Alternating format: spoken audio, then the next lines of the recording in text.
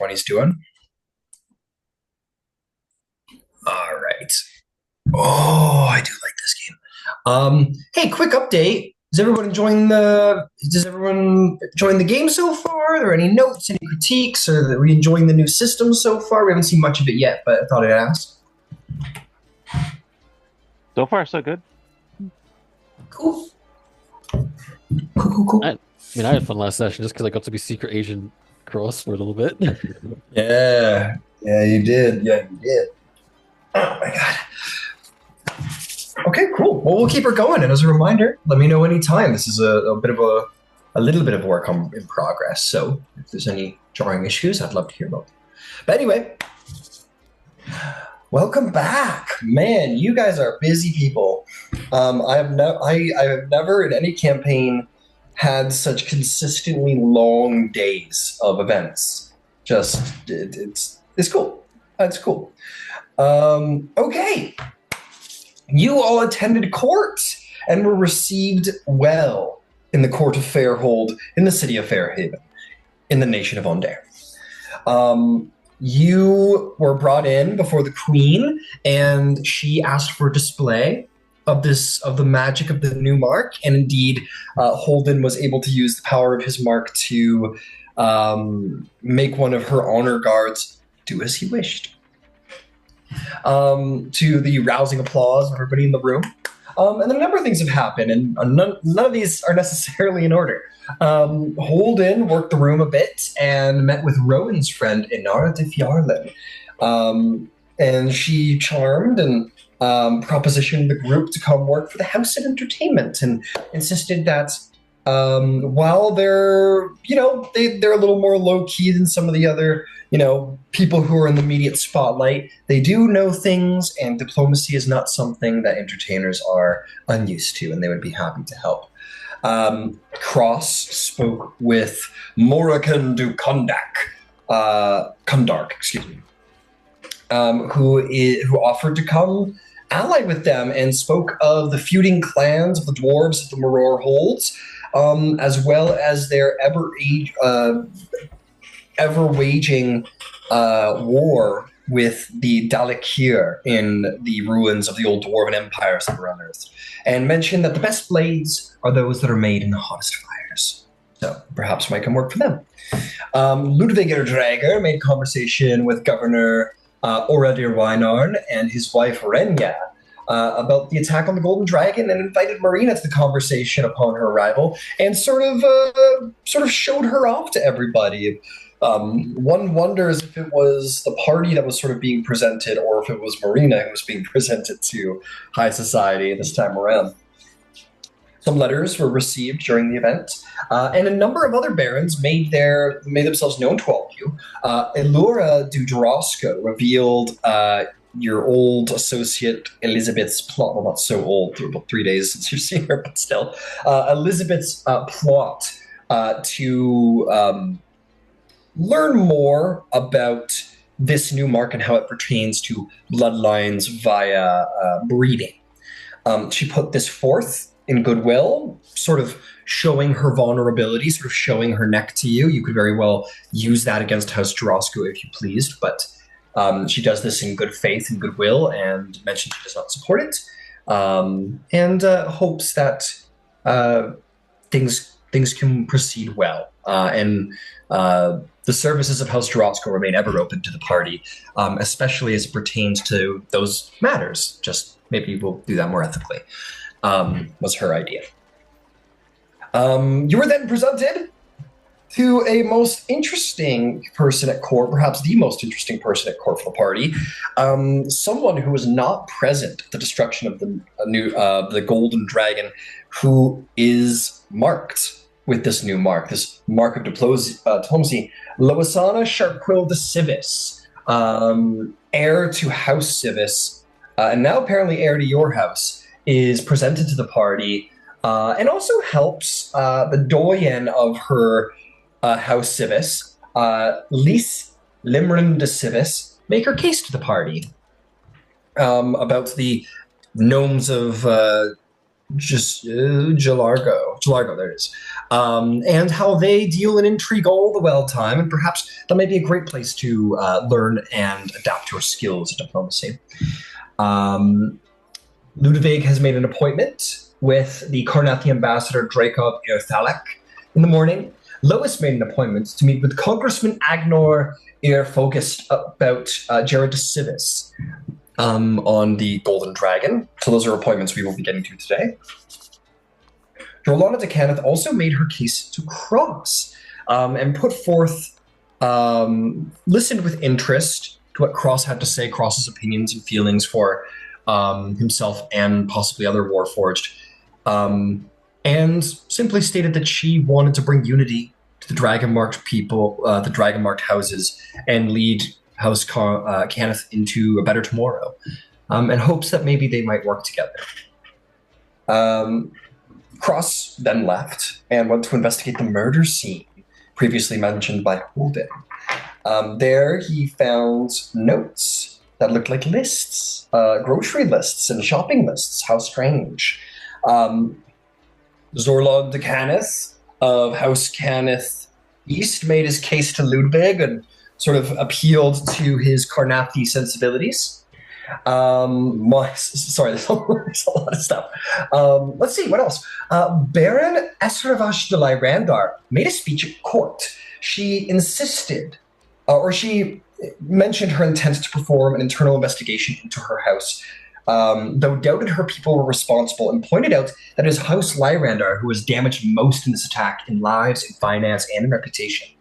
Baron Brevin de Daneth, well reputed to being an honorable man, supported her and took responsibility for the security failings on the Golden Dragon. He will also have an internal investigation to his house. He provides the resources to House Deneth, to those who might need them in the figuring out of this plot, and also burnt a token of favor with the Queen of Onder to put down the scandalous rumors about terrorists in House Lyrandar, pointing out that the Code Galifar demands people should be innocent until proven guilty, and that wild gossip dishonors the memory of the Golden Dragon victims. And so the Queen has put down the scandal once and for all, insisting that anyone should speak of it should find themselves away from Onder. Let's see, or at least without evidence, that is, of course. Almost done. Baron Quanti to Orion made his case to Holden, sort of zipping into the party, talking to who he needed to get to, and then zipping out. Well reputed to being an energetic and very busy individual. Holden spoke with Lord Lorican du Kundark as well about the Golden Dragon, and the dwarf made his case to Ludwig. I think we're almost there. Okay. And the last note is before the night came to a close, that Baron Esravash de Lyrandar and Baron Brevin de Daneth were called away from court at receiving word from members of their houses for some reason. And Nara pointed out the strange behavior to Ludwig, Marina, and Rowan, and said, "Of course I understand what's going on," and sort of cheersed her glass and left. And the last thing I almost missed was that Holden was approached by, not that anybody really noticed, that Holden was approached by a woman from House Lyrandar who was told to find him, and he will address her after the day at court. So that is where we ended off. You all went to sleep. You all probably fell into your beds. It was an early hour in the morning. And wake up now here around afternoon time to continue to conduct yourselves. But before we do that, we have some other phases to get to. Yes, Ludwig. Ludwig would try to go out of his way to wake up as early as possible in the morning because he made a reservation with the Carnathi ambassador. Absolutely, and we will indeed get to that.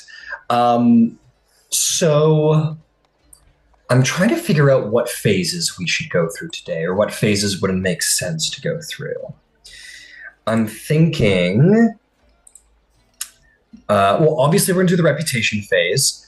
Everyone conducted themselves with poise and politeness during their time at Court Cross. You may have left court for a time, but you appeared before anybody took notice in any sort of negative ways. And it was also that it's sort of like an open forum sort of thing. So attendance isn't as damning here as it might be in more private settings. So everyone will gain another point in reputation. As a reminder, with a high reputation, you can use that to sort of, put pressure on those with lower reputations in your party or otherwise. And I will mark that down in the Roll20 when I have a moment. But yeah, everybody, that would make everybody here just one, well, except for, of course, Lois, who's just joined us, who's at 1 point. But that makes Cross, Ludwig, and Rowan all 1 point away from their first reputation tag in Onder. Very interesting stuff. Okay, what else we got? Nobody's earned any token of favors. You guys had a lot on your plate, and you have gained many relationship points with individuals. If you wish to gain tokens of favor as a reminder, the best way to do that is to do things narratively interesting in relationships. More easily done is to form deeper relationships with individuals, such as form paramour-like relationships, romantic relationships, or simply friendships, associates, brother relationships, mentor relationships, whatever it may be. Simply going to the people that you have worked on a relationship with and deepening it one way or another, or at least expressing a want to deepen it, and then maybe indeed they want to as well, and you'll gain a token of favor. We will definitely open up the epistolary phase now that we are no longer at court. There is the opportunity to write letters. So my question would be, is there anybody who has any letters they would care to write? It's okay if the answer is no. Okay. Perfectly fine. No letters coming in right now, as of yet. Or I'll take that back. I feel like there's at least... Yeah, with the Kornberg Chronicle having come out, I'm going to make a little check on something right now, because you guys might receive a little letter.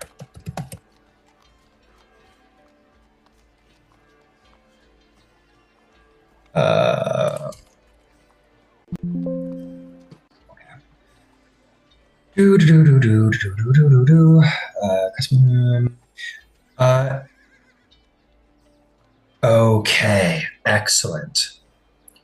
You guys are going to receive a letter stamped with the house of the seal of the House of Galenda. It will be from... Oh, we'll get to that. Let's see here. Sorry, I'm a little bit... I was wondering about them. Yeah, a letter we'll receive from them.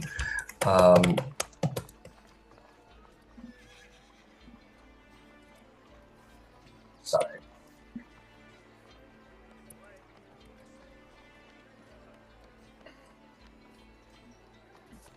You receive a letter from High Seneschal Kirvania de Galenda.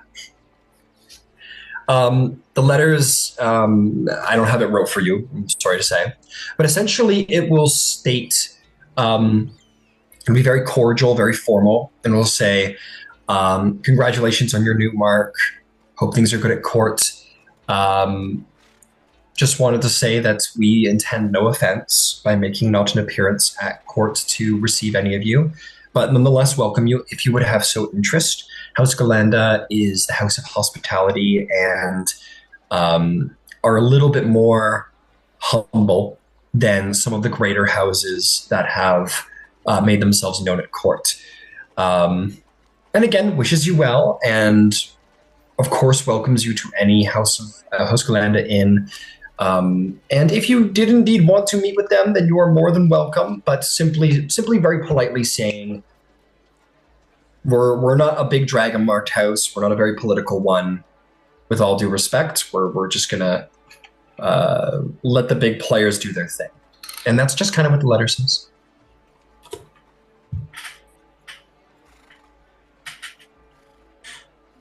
Totally respect that. Rowan, you personally will receive a letter. that is very short, and it simply says, "Lovely to see you again, dear. If ever you want to speak, you know where to find me." And it's signed Inara de Fierlin.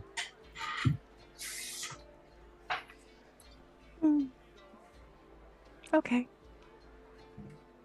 And that's all. That's all on my side. All of course, delivered by House Orion, if that is of importance to all of you. Yep. All just by simple courier service. That's all. Cool. So that's the epistolary. I will maybe make some more descriptive letters for you guys going in. But that's the epistolary phase. Rumor phase. You're in the middle of Fairhaven. It sounds like you guys are going to kind of go out and carouse and talk and such. So let's do the rumor phase. Let me tell you what is the current hubbub out and about. First rumor that you guys hear about, to no one's grand surprise, Lord Ludwig Irdrager has been seen at court with Lady Marina de Madani, being exceptionally complimentary to her craft. But for reasons, Ludwig is clearly apprehensive to court her, despite the undeniable spark. Perhaps he is quick to learn how romance and coupling works amongst the Dragonmarked houses. And that is all. It is not a scandal. That it just simply seems to be it. I'm impressed by your restraint, Ryan. Oh, well, anyone here is more than welcome to scandalize it.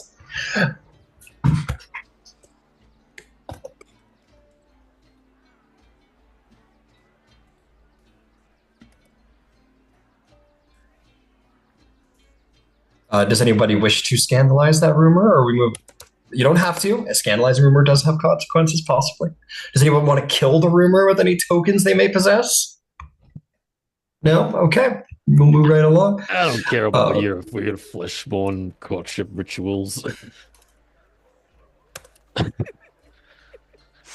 weird to watch, though. There isn't enough dirt in the gossip yet to make the paper, so me. Yeah, well, keep in mind that's just the first page. There might be other stuff deeper in. I don't know. I could just syndrome.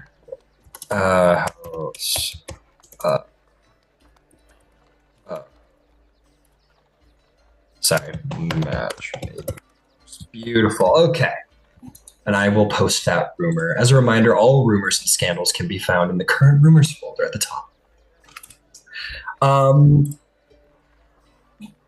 It will be noted that there's only 2 other rumors that are currently active.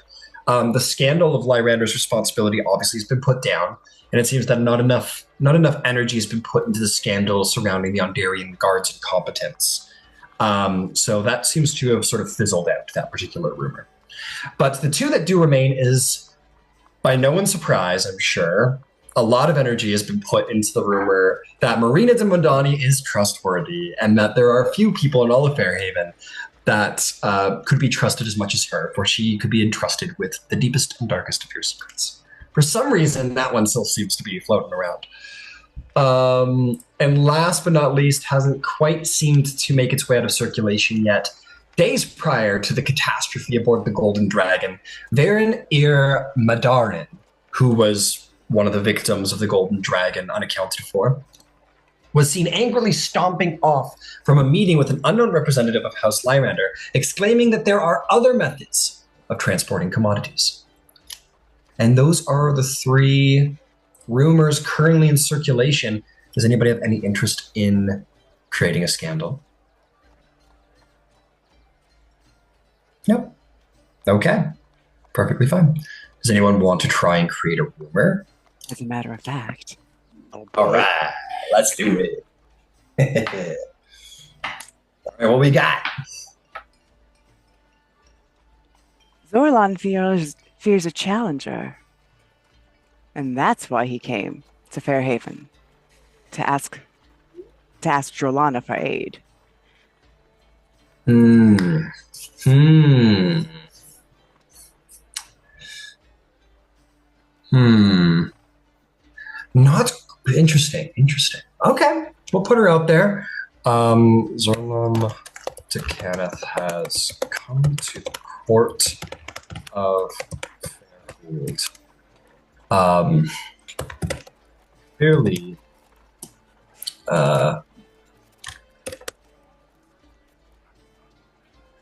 he is taking Orlana Decaneth seriously as a competitor. Excellent. Okay. Competition in Kenneth, let's call it.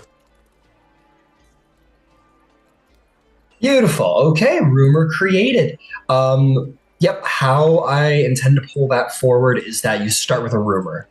The scandals have to be based on rumor. So if someone's just like, this person did this, it's like, okay, well, there's no basis to that, so why are we giving that energy? But that was indeed a rumor, I think. That wasn't scandalous by any nature. Of excellent start to the rumor mill. So that one's been tossed in. Does anybody have anything they'd like to put forth? Are we turning into grand gossips? House of diplomacy, house of gossip. I just met most of these folks. It's too early. Fair enough. Fair enough. I am tempted to do something just because of something that Jolana had said to Cross, which on one hand is pretty damning for Zorlan, but also would like pretty much guarantee that like the rumor, at least half of it, goes back straight back to Cross instantly. But I'm wondering if that's necessarily a bad thing.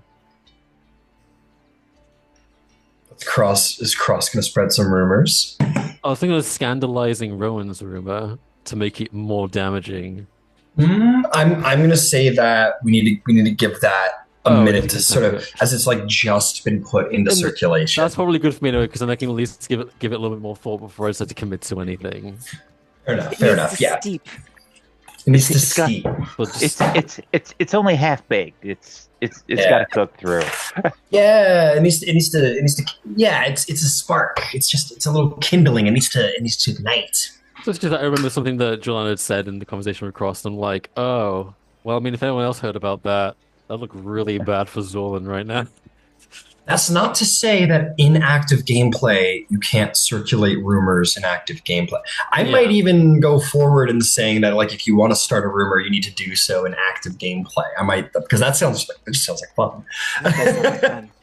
But yeah, we'll let the competition House Kenneth gossip fly around. But yeah, we'll say that going forward. We'll say that if the party wants to try and circulate rumors and such, you'll have to do it in game. You'll have to try and.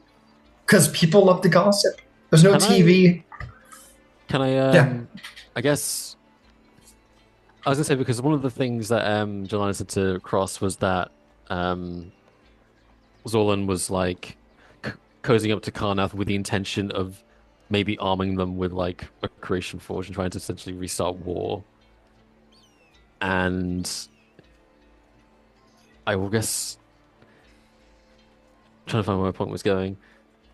When like pretty like I guess damning stuff like that is said, can we like I guess maybe mark it, or I guess me as a player I'll just mark it down as something I may want to spread. Unless someone else overhears, I don't know. If something is said in the conversation that other NPCs may hear, will that then in itself be spread because it's particularly interesting? Yeah, like if you if you are talking like at court or to a number of people, or a little group of people, and you say something, then yeah, it'll probably ignite these higher echelons of society. Their favorite pastime is gossip, so people are looking for it. Fair enough. Yeah. Okay. Yeah. Let's just say that these high noble individuals are highly flammable when it comes to the spark of gossip. That's good, at least in the sense that like that gives us an ability to spread rumors in a way that isn't necessarily like directly tied to us. Maybe, oh, I overheard someone saying, And yeah, that someone Yeah, may have been us, but like they don't necessarily have to attribute it to us. We can get others to yeah, spread rumors for us indirectly. absolutely, absolutely. There, as you can imagine, it is a role playing game. There are many ways I think for gossip to ignite, and you are welcome to use all those avenues. Wonderful. Um, Fantastic. With that, let's continue the game. But yeah, we'll let the competition, because I'm sure plenty of people were talking about that also. I think that's not just something Rowan alone would have acknowledged, that Zorlon clearly confronting his competitor is kind of acknowledging her in a way. So okay, beautiful. So with that, that'll bring us an end to the rumor phase, and we'll bring our. Oh yes, Rowan. Actually, I'm just above the table wanting to clarify. What Rowan is trying to do is suggest that Zorlon is Scared. subtly scared, subtly suggesting that Jorlana is inherently more powerful. All right, we'll stick with it as it is Yeah. now, because we don't want to, because like it could be then scandalized later Cool. to say that he is a coward, and goes to confront his foe and fear, like, it can't hold his nerve or whatever. So we'll start with Yeah. Still sort of learning how it acknowledge. works. Thank you. Yeah, no, it's all good. It's all good. But yeah, we'll do all of that in game going forward, so that it's not as cool. Okay, we come to active gameplay. We are back. You guys all awaken in the Cantha State, I assume, unless others of you still wish to go to other settings, which I have not been playing into nearly enough. House Galanda itself runs any inn worth its salt, and certainly would have run the inn that you guys all would have stayed at for your first meeting, your first group coming together after the Golden Dragon. But in the meantime, you all awaken, and what would you all like to do? Get corral at breakfast and speak, perhaps? Or do you all want to attend your various meetings before that? And when I say that, I mean just leave, like grab something off the table and go, or are we having breakfast? What are we doing? I think breakfast sounds like a perfectly good idea. I mean, polite society really doesn't start meetings until closer to lunch anyway. Yeah. Yes, absolutely. Ludwig, like I said earlier, Ludwig had an appointment he had to keep in the morning. And similarly, your appointment probably would have happened in the as Lois so well puts out, that would probably happen sometime in the afternoon. So there would be plenty of time to get some breakfast if you wanted with the group. Yeah. Morning meetings for the nobles are, like 11:30. Yeah. Well, Luis is absolutely correct. For Ondarian nobles, perhaps this is a Carnathian meeting. People, you know what? People, it's a good point. People, like, when you make an appointment, you're supposed to be there. If we want to no, make this so- easy, we can meet at noon. We can meet at noon, and you could do your meeting Well, first. there's the thing is that Ludwig might go to. It's a very good point. Carnathi is very contrarian to Ondare and very militarized. So with that military discipline, I imagine they do indeed start their days probably a little earlier. It's a very good point, Ludwig. But so I imagine Ludwig gets up long before any of the three of you consider waking up, and we'll go to breakfast, which will probably be his lunch, with all of you. Yeah. So yeah, Ludwig, let's start with you, my friend. Yeah, I'll wake up in the morning, early in the morning, a little bit groggy, but ask the servant, hey, I'm sorry, I need to see something. Could you tell Miss Lady Kenneth that I'm off to meet someone right now? I'll be back later today. Also, could you brew up some coffee and a muffin downstairs real fast on my way out? Oh, of course, Lord Dragon, of course. And I'll say that like the servants by now have figured out your routine and are prepped for it. So there's like a little breakfast table. It's really like the Ludwig spread. You always have a coffee and like a muffin waiting for you every morning or something. Yeah, something like that. It's like coffee black. Yep. The deepest black coffee. Mule kick coffee. And I will say, Ludwig, coffee's pretty good on there. It's pretty fucking good in on there.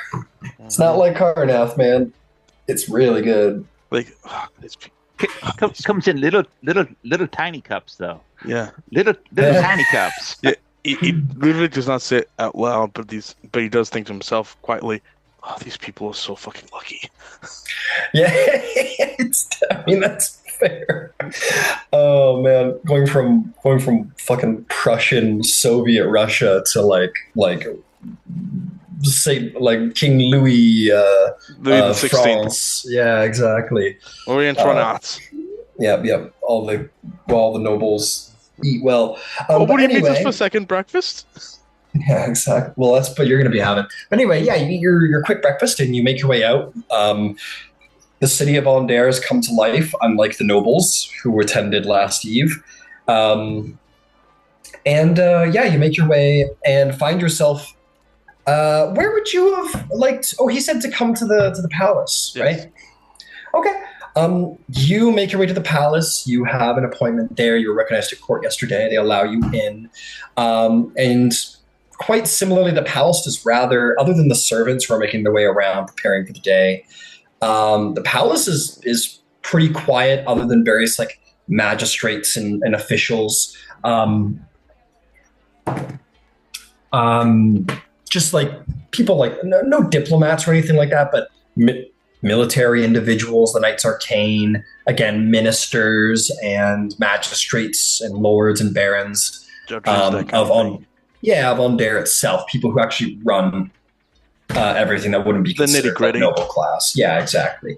But you do find yourself to essentially what would be like the breakfast hall, where nobody is there except for the ambassador of Karnath himself. True to you, he's living on Karnathi time right now, it seems. And the servants are sort of beginning to put out the breakfast spread. So there's plenty to eat, but it is currently being put out in preparation of the queen. But yes, you turn and you see the middle-aged, dirty blonde, bearded ambassador Drakov Ir Thalik. As a reminder, I'm going to try and keep up with handouts. If ever you're in a scene with somebody, their handout should be posted so their names are a little easier to remember. So I recommend keeping your eye on the Roll20. But anyway, yes, Ambassador Drakov looks at you and he says, Lord Ludwig, it is good to see you. Welcome. Ambassador Dravok, good morning to you. He shakes your hand firmly. Let's lose him. It's happy to see we're not late. These Andarians live the I'm Russian now. Live the cushy life in this nation. They have much. They have much. Their coffee. Then he kind of whispers, "Their coffee here is remarkable." It is. I will say this. As an ambassador, I am very happy to be posted in a place where there is food in abundance. It is better than Drome, I'm sure. I have not actually been to the rebellious nation of Brayland, but I hear it is quite a place to be. It takes a certain grit. Exactly. We Karnathi could handle it. Mm-hmm. Oh, exactly. Well, please sit. Yes, and he'll invite you to sit with him. Yes. Then I sit down, check to make sure, ask how sure this night went. Like, oh yeah, yes, small talk. But then Small talk. Yeah. Small talk. And I Yep. bring, and I say, first of all, Ambassador, to start off what we said about last night. I apologize for taking so long to get here, to get to you. There is nothing to apologize. There's nothing to apologize for. You're only required to speak with me if you feel the need to speak with me. I am now. And I begin giving him a detailed account of like here's everything that happened to me along the Golden Dragon, and Yeah. up to this point. You sit with him. He drinks coffee with you. He listens intently. He, at a certain point, does take out of his coat pocket a notepad and begins like one-handedly taking notes as you speak, just like little jot notes.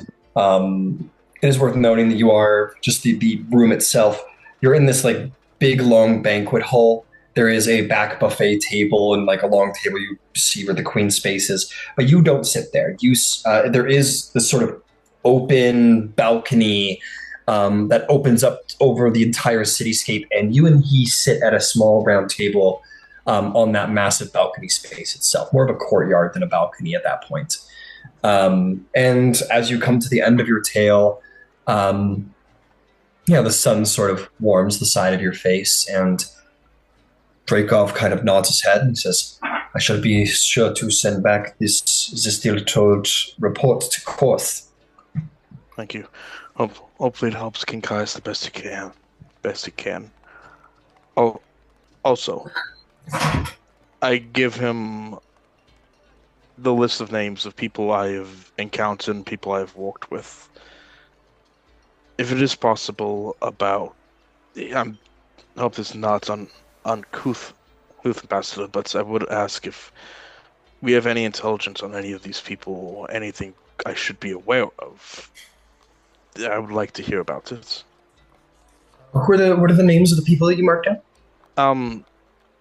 The people I've met with the Dragonwalk tattoos. Oh, your fellow allies, gotcha. Yeah. He will say, I will look into it if you wish. I am not a information broker. It's not what I do. I facilitate communication between Karnath and Undair, and as you can imagine, it is a tense job.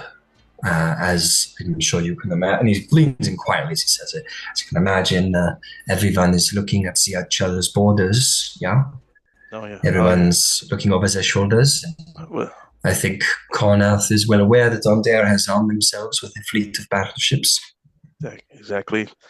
There's still the matter of the city they lost to Thrain. They've not. Yes. They've still Well, there. Still, indeed, to our fortune, I think they have their eye firmly set on Thrain. I imagine their national pride will insist for them to reclaim their original capital city if war were to break out again. But between you and me, I don't see why war would happen unless something lit the spark of the powder keg that is Corvair. if it wouldn't be surprised if it had something to do with Thrain, and he whispers this to him. There he goes. Perhaps they have always been a zealous country, no? Brave, but a bit hard on the Silver Flame. They're a bit heavy-handed with it. It is not the first time they've committed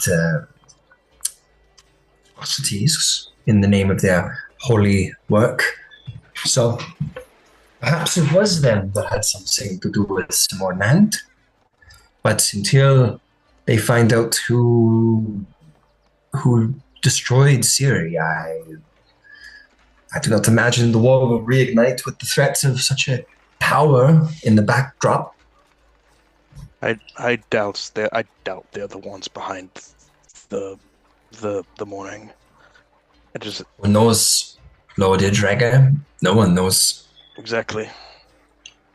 Could have just been some damned accidents. In some ways, I will say the morning might have been at least a bit of a blessing to Karnath. At least it cuts off a major. It puts this massive barrier between us and the rest of Corvair and potential rivals.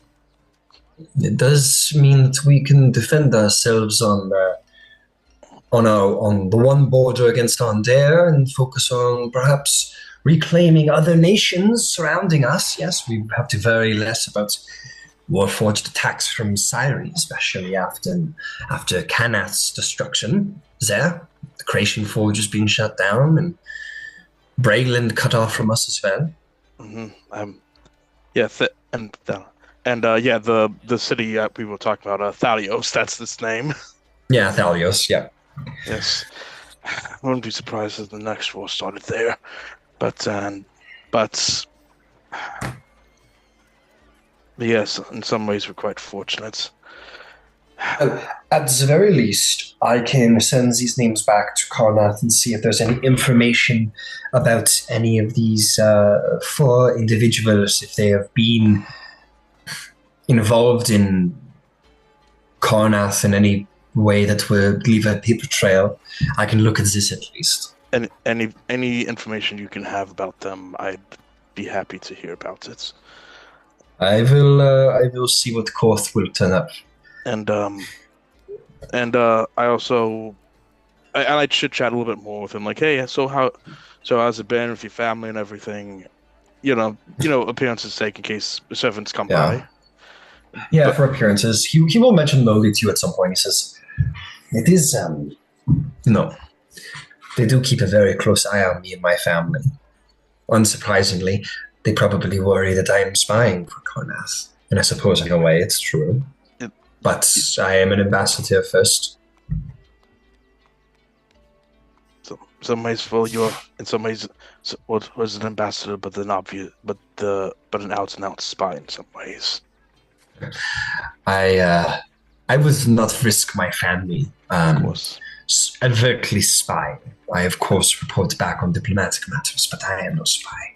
I jested earlier, but I know you're not a spy. I never ask you to put you or people you love in danger.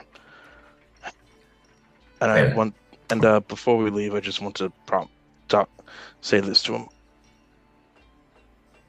When I came here, I thought I was just mending fences with the Ondarians.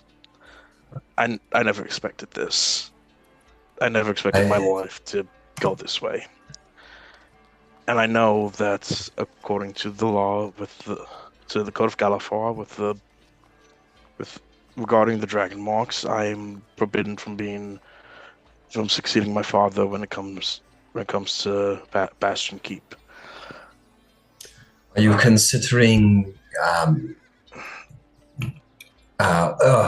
that's I don't know dragon mark terms very exorciating yourself from these people so that you might continue your lordship?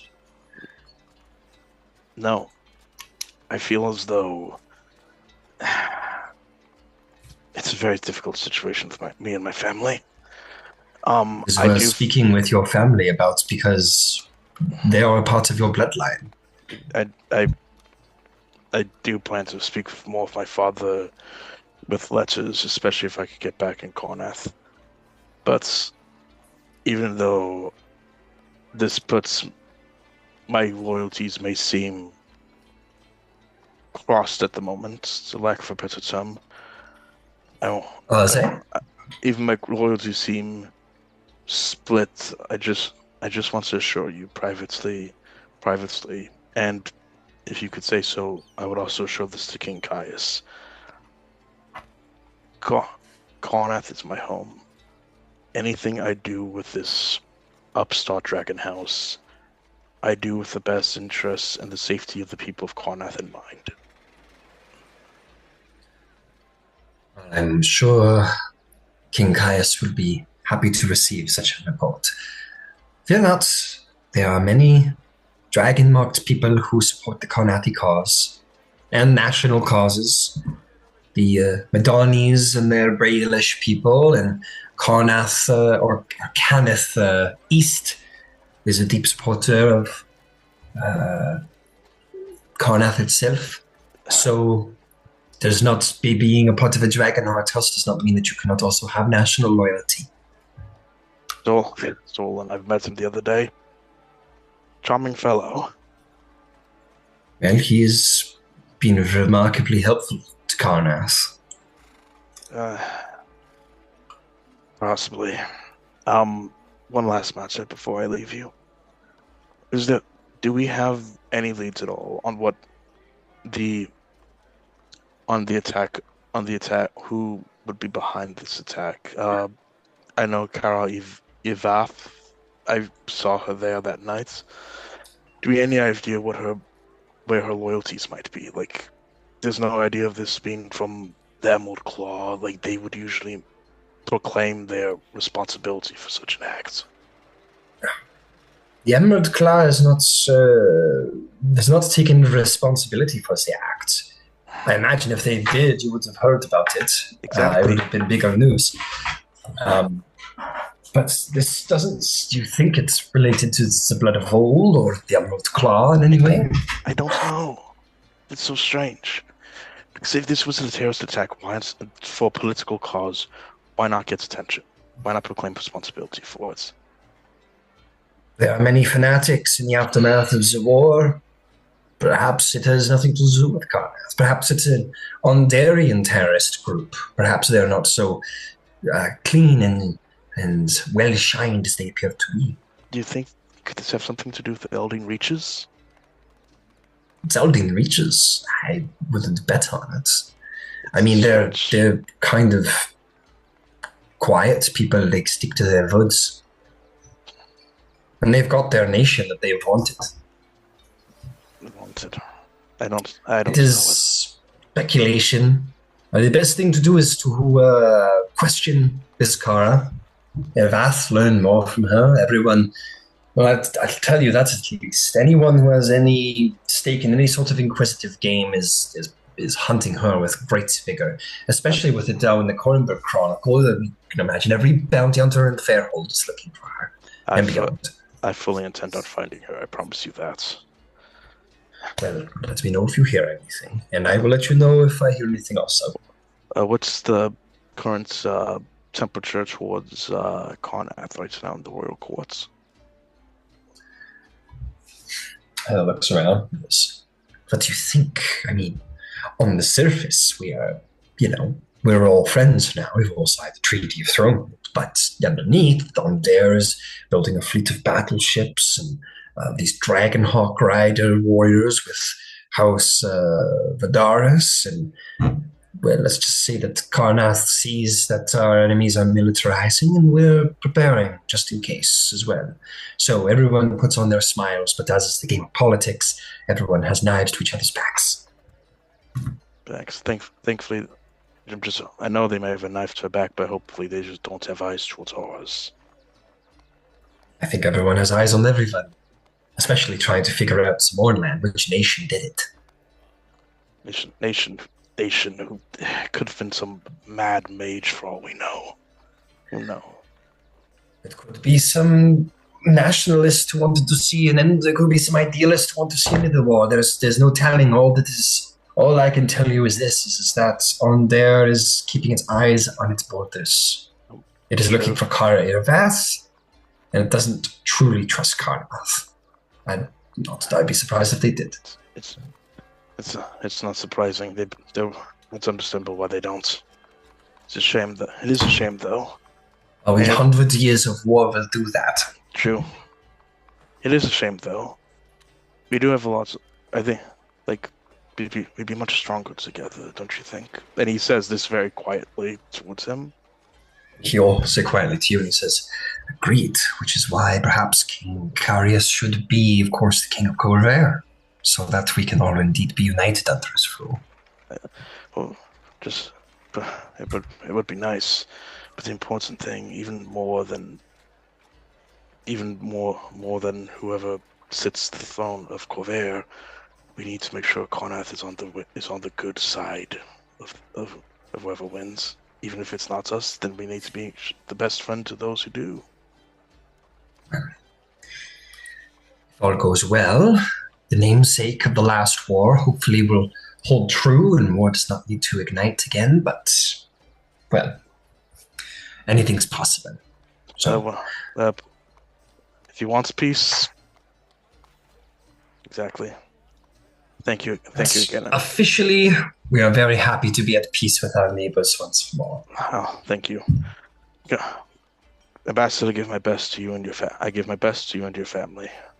And to you, Lord Draga, to come find me whenever you have questions or want to talk to someone with Carnathi sensibilities. It's good. It's good to not have a little bit of home, just a little bit of home away from home.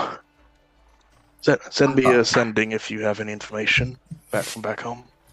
You'll hear from me either through Orion or Sis. I will also. I give him a nod and I get up, and I represent the entire Carnathi army at the buffet.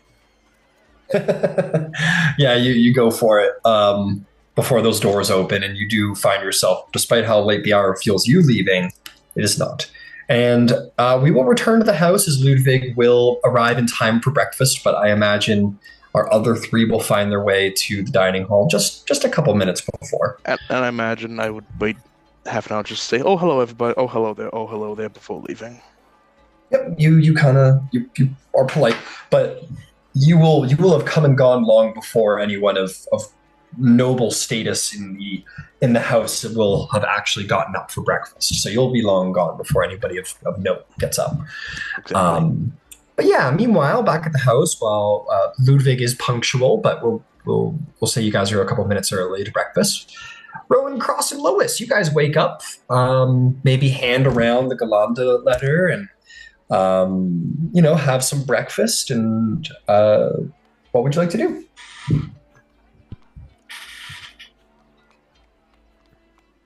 I am perfectly happy to say that Rowan slept in, and this is lunch, and Ludwig is done with his meeting, and we can all sit together.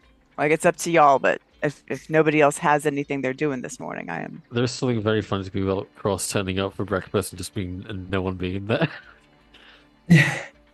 No. So again, this is proper breakfast. Ludwig will get there in time.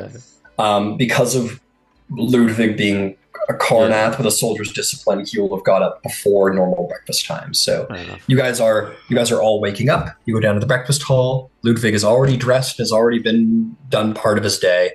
You're all teenagers again, and Dad's already been to Home Depot and back.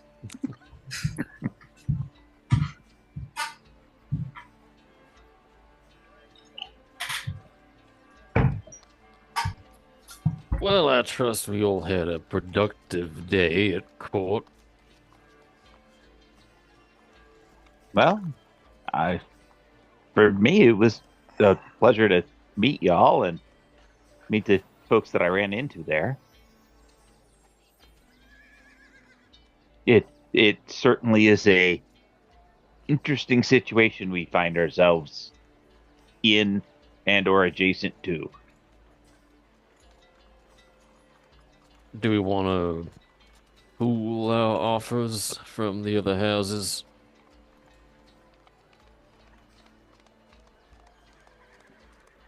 Seems like a good idea.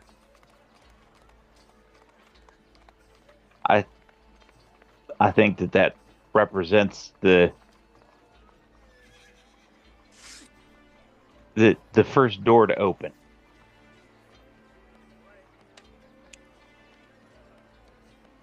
Mr. Drake, your thoughts?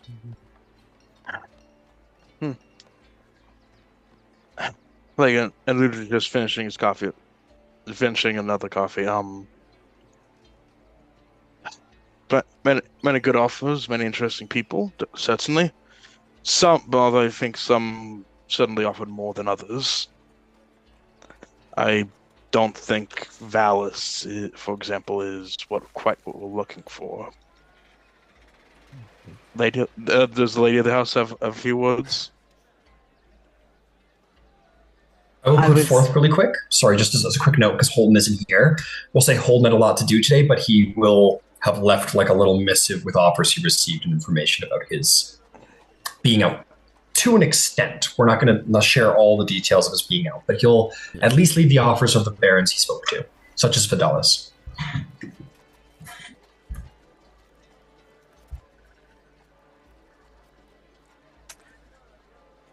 What Rowan was going to say is, I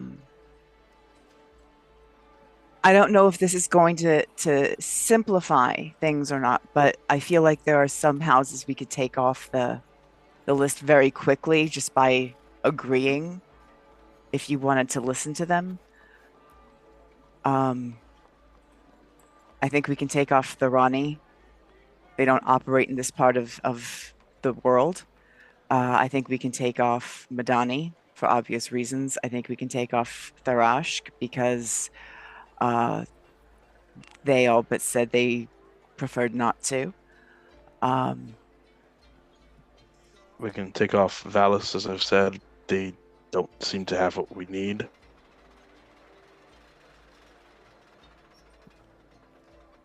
Well, I think maybe seems fair so far. I feel like we should talk about like what it is that we think that we need. I agree with you, Ludwig, actually. I was going to suggest that we pull Vidalis off also. Although my reason was going to be lack of enthusiasm.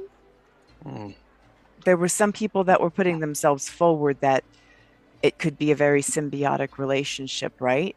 And they had things to offer us and we had things to offer them. And there were some people who I felt like they were there so that they didn't offend us, but that they weren't necessarily looking to get involved. Like they would if that's what we wanted, right? For instance, I spoke to Jurasko, I spoke to Denieth, and I spoke to Lyrandar. And they all conveyed their respect. And they were all very forward about the fact that if we chose to work with them, that they would be happy to work with us. But that they expected that we had other offers that we were entertaining more. When that's the approach, I almost feel like unless there's something we really want from one of them, we could use that as a piece of elimination. I forward that to you for your consideration. I think Lady Rowan makes great points. There's some that just showed up, but respectfully just weren't interested. Add that potentially to the list. What do we think of Orion? I didn't speak with them the other day. As a side note, if anyone wanted to make insight, I mean, this is a little retroactive, but if anyone wanted to make insight checks to like recall and for any reason, feel free, of course. Yep. And didn't Holden expressly say that he did not want to put that there was no one that impressed him so much that he wanted to speak on their behalf? Like he said that. He said that expressly at the end of the session. If I missed, okay. Well, we'll just.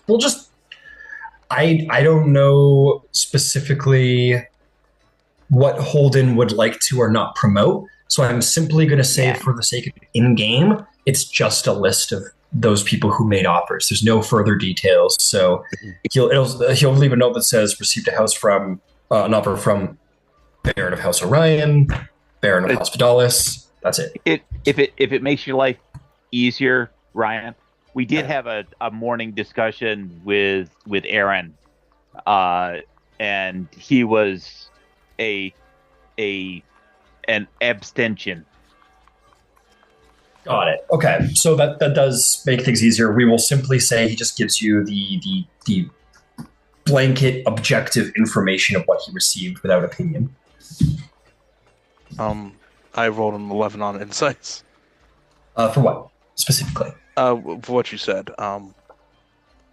Yeah. So who would you like to direct that at? So you rolled an insight check on who? Anything I remember about Orion at all? You never spoke to House Orion, I don't believe. Yeah, never. Okay, never mind. Okay, gotcha. Yeah, you obviously have to have interacted with the individual. Okay. One house I speak to the others. One house I did speak to actually was House Kundork from the Moorholds. Very well dressed man, I would say. Well, I don't know if I'm. I need to leave this question to you folks, since you've been interleaved longer. I don't know how much opinion and thought you would want from me. I mean, obviously, I'm I I'm at least partially attached, but whether I'm inclusive, that's really up to your call. But the it occurs to me that the biggest thing that Kandar offers is warding, and I don't want to say protection, but warding, and that's usually for more physical assets. And now, while there are some members of nobility who may have, or how to tactfully put it, had property, Mm-hmm.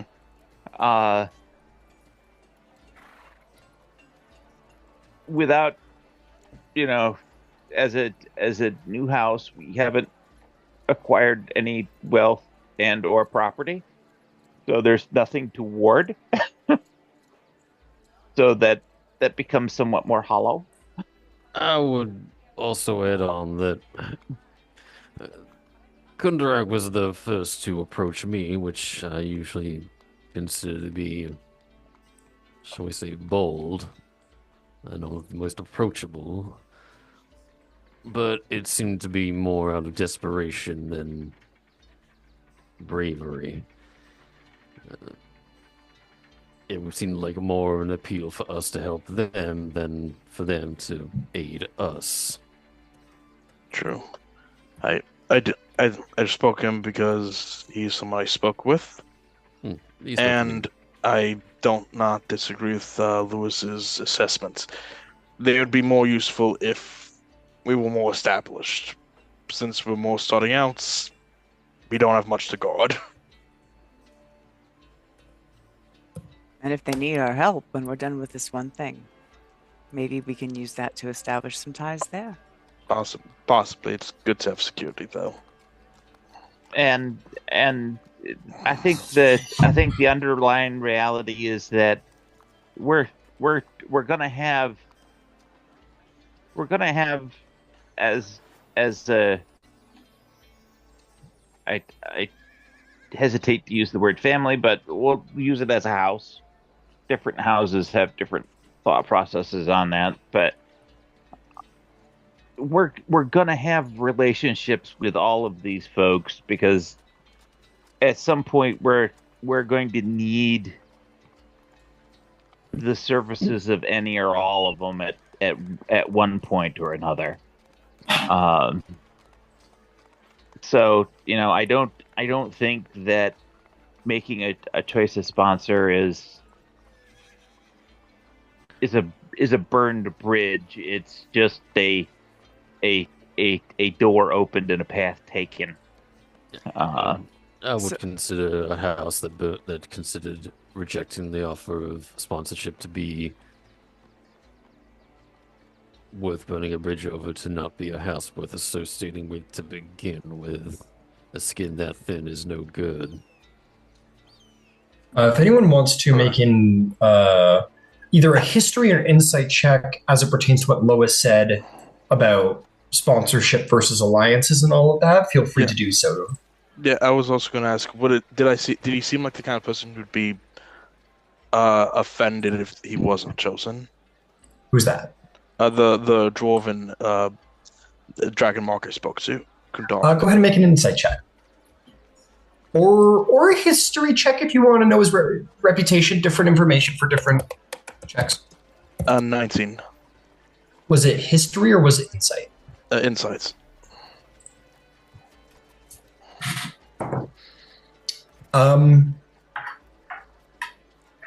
Would he be offended?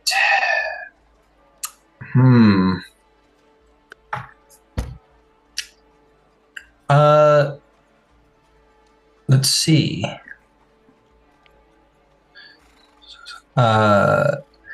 you get the sense that he, just from it was very like, he was kind of, how do I put it, like a little careful with you all.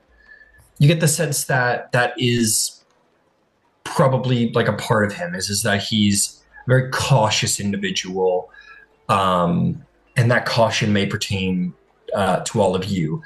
That isn't to say that an alliance with House Kundarak is hard to get or impossible or anything, but he's clearly a cautious individual. So let that inform that. As for like being like being offended, you're not sure. You don't know if he would be like offended by you guys not picking Kundarak, but I will say that he does have a reputation for being sharp-minded, cautious, and world-weary. Those are his like well-known reps that just about anybody would know. Okay.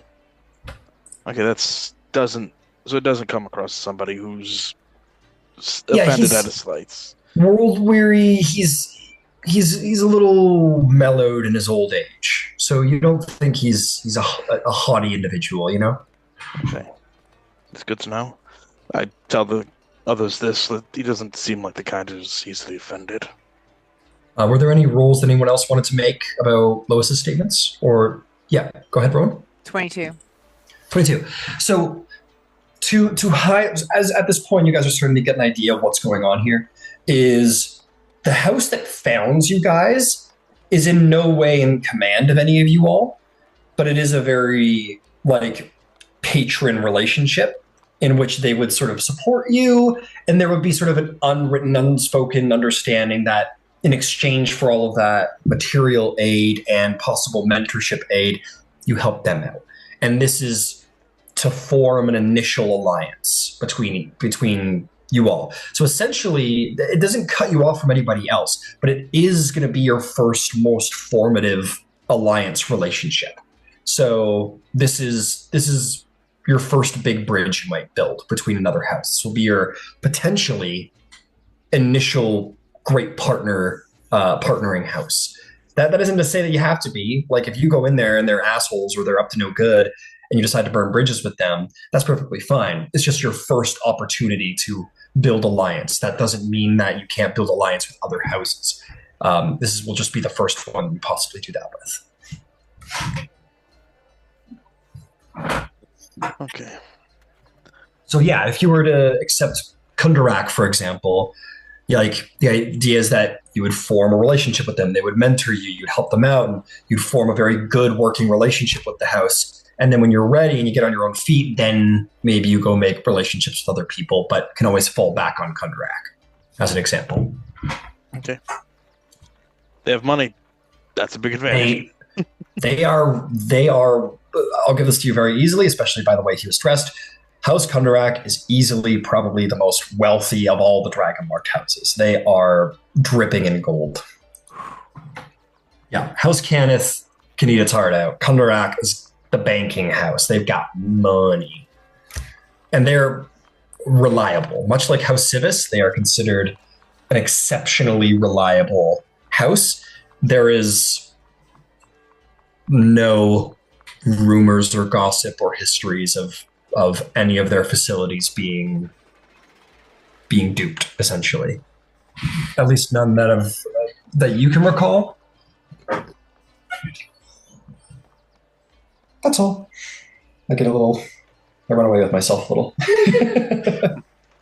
It's good. That's why you're the dungeon master. Cool.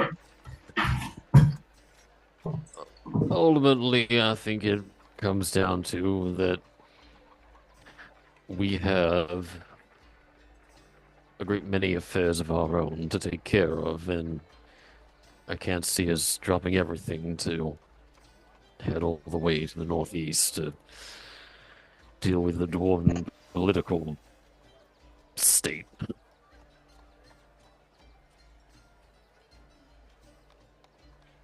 And on that, I know Rowan had an opportunity to hear it, but I think that particularly because we have kind of far-flung uh, responsibilities and interests as individuals, uh, plus as as a communal entity.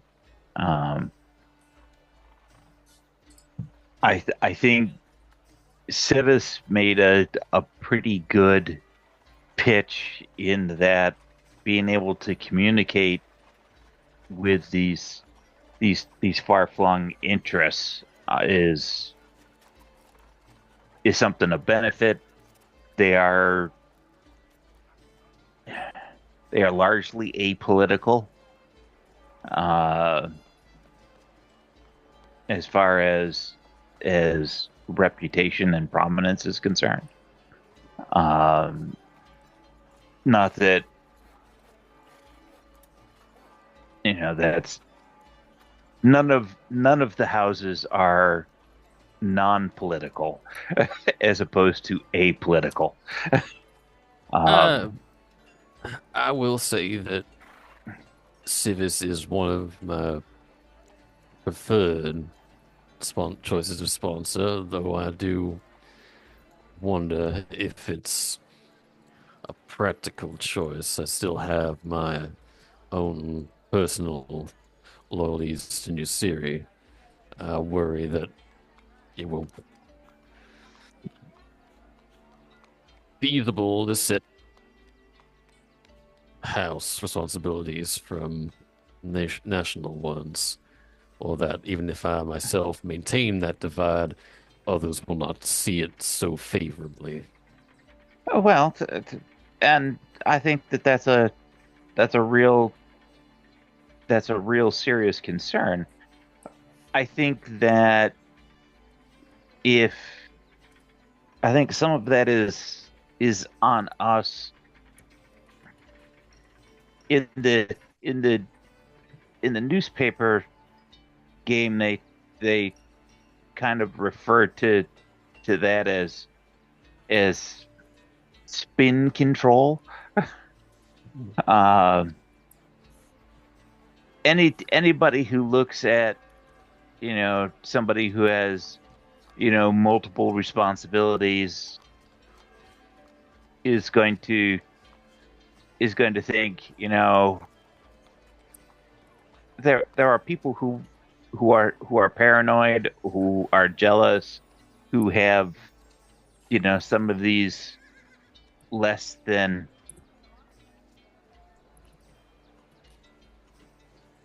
complementary opinions, uh, and ultimately we can't do anything about them.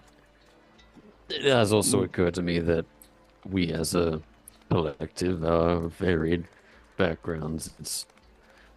I imagine it would be actually very easy to deflect any accusations of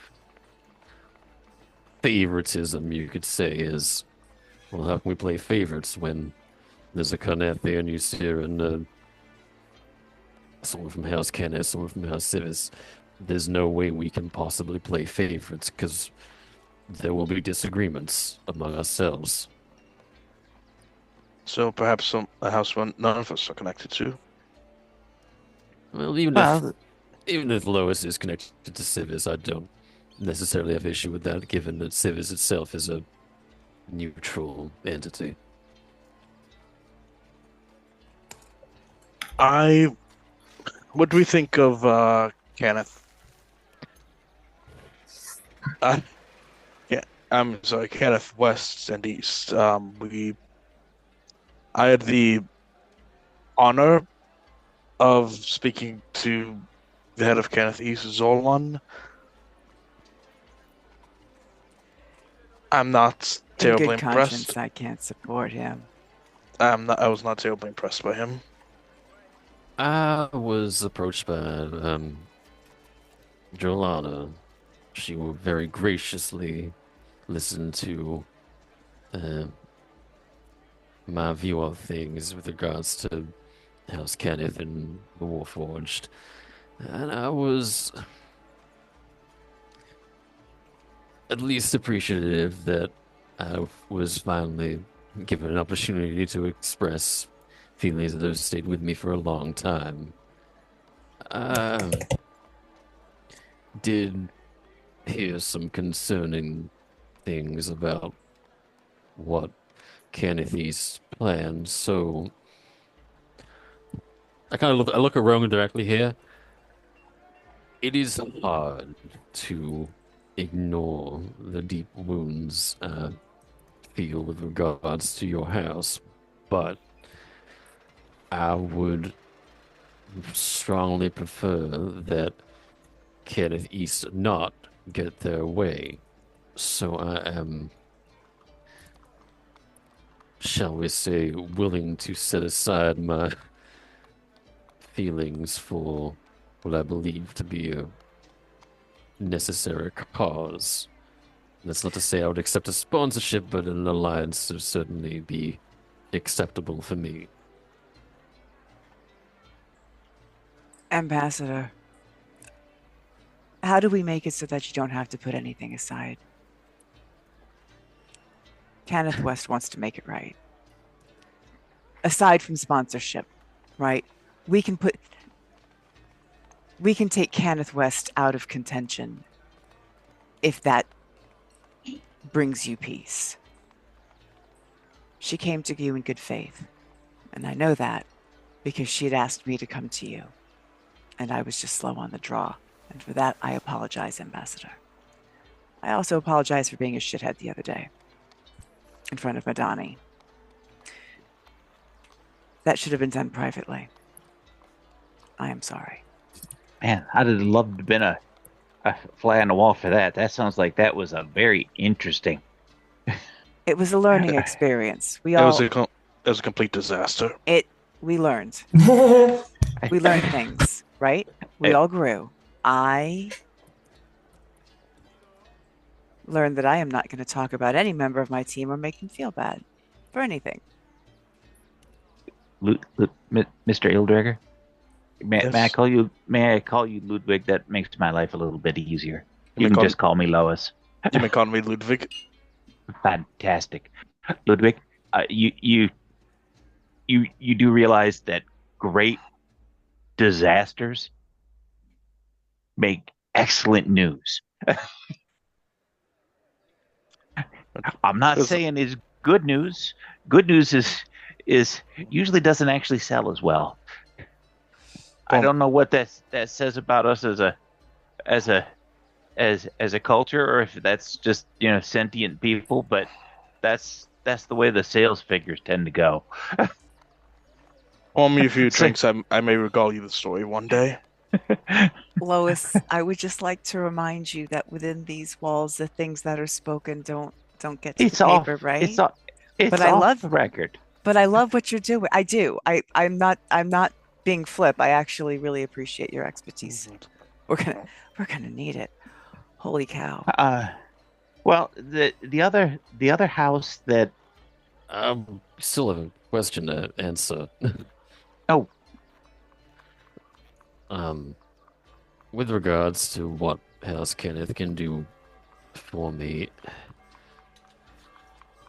and I guess for the Warforged as a whole,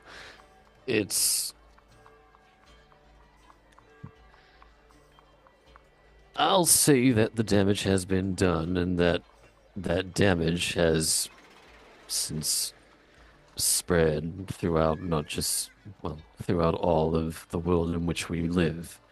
And for that, I don't wholly place blame at Kenneth's feet. It's just the way fate has panned out. So,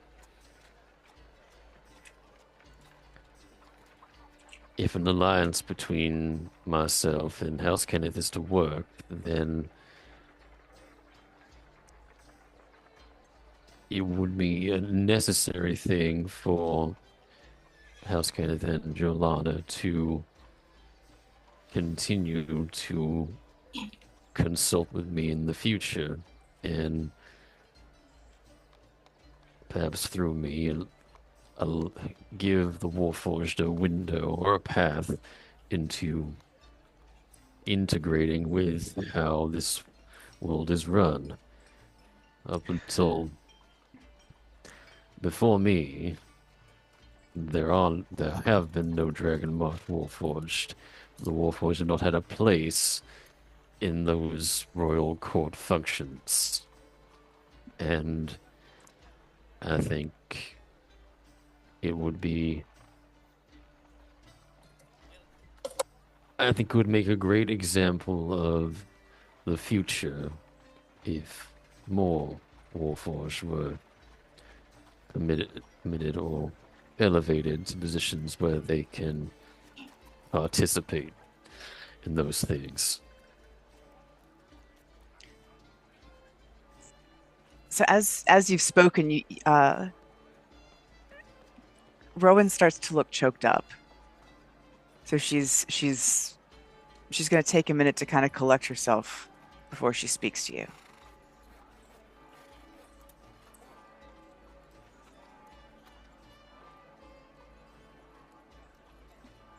We don't always get to talk about the people we lost in the morning.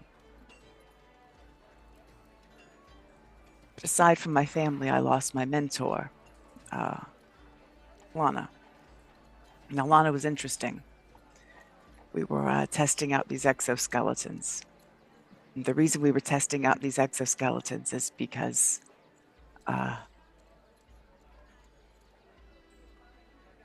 she always believed that Eberron was right. She made sure that I knew why he was excoriated. She had personal experiences that made her, she was a paladin, among other things, crazy. But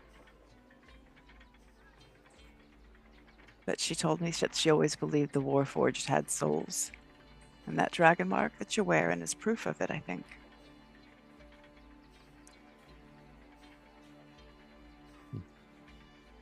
It unnerves me that House Cannith and the Warforged are not working together. Right? We do owe you. I do not speak for House Cannith. I speak for Rowan. All right. But yeah, tell me what you need.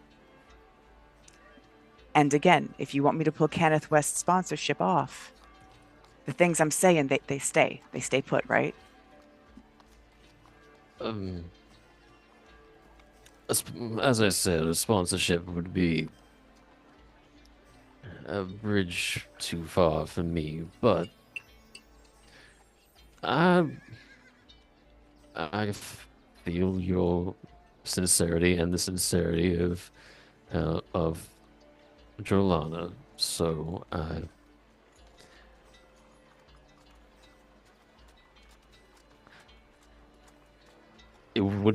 it could not be a alliance merely on a wax seal on a document. This would have to be something actively worked at, something that brings a marked change to the landscape of Corvair. If that comes to fruition, then I think I and other Warforged like myself may finally have a path upon which we can heal this wound. Let's talk about what that looks like. Let's Perhaps shape that- it into something that makes the world a better place. A conversation to have had with Julana present as well, so let's table it and continue to decide on a sponsor first. I would like to put forward Fjarlin. I had a rather good interaction with Lady Fjarlin, Inara Fjarlin, the other nights. She seems exceptionally knowledgeable about the current surroundings, especially about things that are happening that we still don't know about. I must say, I am curious about Hellsfield. I confess I did not get a chance to meet with them myself at the court, but I was quite impressed with the dance that they did at the Golden Dragon. I was surprised to see them incorporate an old Siren dance into their performance. I felt somewhat acknowledged.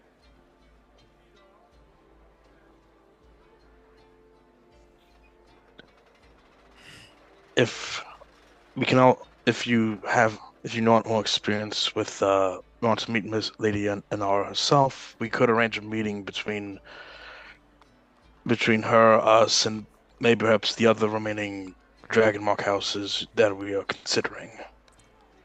Well, at the I- moment, the two we're considering are Civis and Fjarlin. We've literally pulled everyone else off the list. Impressive.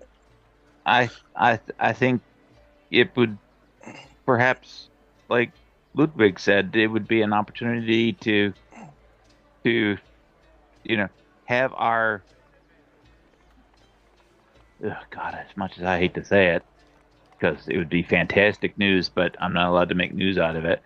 Our our our first social function as as as an entity, um, and invite both of the representatives from Fair Ireland and Civis, and have a private and frank conversation with both of them, perhaps all together, and let them make a final pitch, and at that point we can come to some sort of decision and consensus, and perhaps at the end of that event we can make some sort of formalized announcement, which could be news, and that would go a long way to uh, to creating a situation where we can move things forward. I actually like this idea more than anything. I am something of a, well, I have a penchant for, shall we say, tests of character. I like to see what folks will bring to bear when the time is when when time demands it. And I think inviting both and seeing quite simply who wants us more would be interesting and would perhaps help us to decide us to determine who we want more in doing so. Well, I would be happy to uh, to talk to Lise and let her know that we're down to two, and who those two are, and say we're going to schedule a social event where um, the two houses can kind of present what is on the table, not only what can they offer, but what their expectations are. Uh, so we can make the final decision and some sort of announcement. And that could put a pin in this particular process. If if if moving that to to closure is something that would facilitate our larger goals, which begs the question, what are our larger goals? I think that's a great thing to address. What do we want to do? What are we doing together? What are we doing? Right, Beyond, because like what the queen is not going to take our heads now, right? We're good. So what are we doing? I have Uh, I have two ideas myself. And what are those, Ludwig? Beyond the obvious, one is the obvious one, the short-term one. Finding out finding the truth behind the attack on the Golden Dragon, but that is only the goal for now. What happens 10 years from now? If we're building if we are in fact building a Dragmark house, this would last. This will exist 100 years from now, long after Wall's dead. What we want that to look like? Well, I, no, go ahead. I'm just I thinking out loud. I have one particular goal in mind.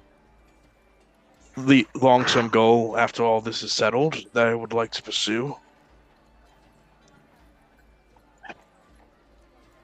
And that is making sure an event like the last war never happens again.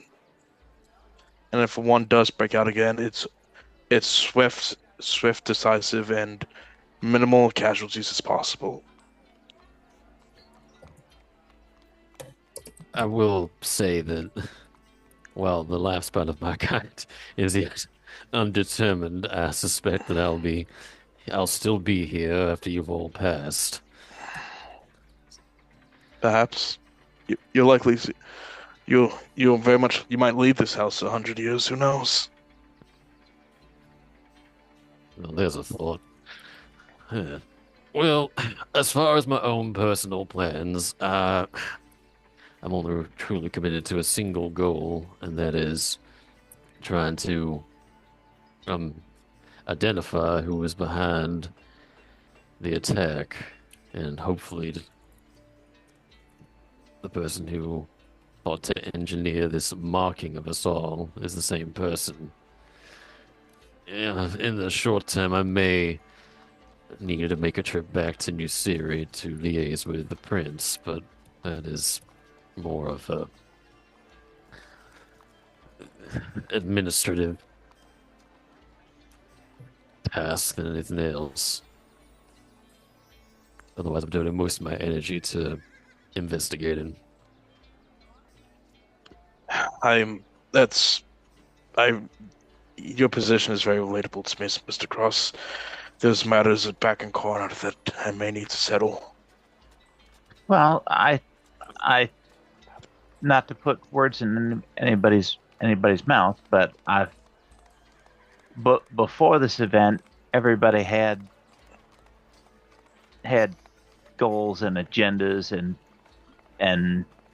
and needful duties, and that's not going to change and suddenly disappear.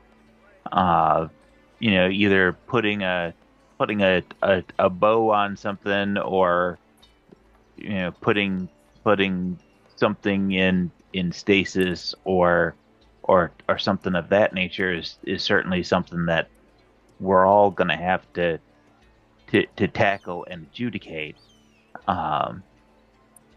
But I don't think that any of those things preclude us from acting as a whole. And I think the best thing for us would be to focus on the short term. While it's laudable to create more in-depth plans, until we understand the scope of what happened, why and who, maybe the how, all of those important journalistic questions. Um, the ultimately that will have a significant impact on those far-reaching plans. While eliminating war is a fantastic goal, Ludwig. No offense, but world peace is for those pageantry queens who do all the hand waving by turning I'm their hand like so. I, I'm not saying we can achieve world peace. I'm saying we can shape shape the next war. That doesn't need to be so devastating.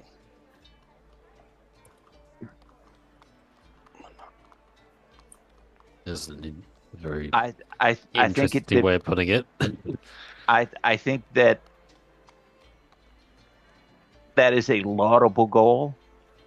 I may be somewhat cynical by nature in that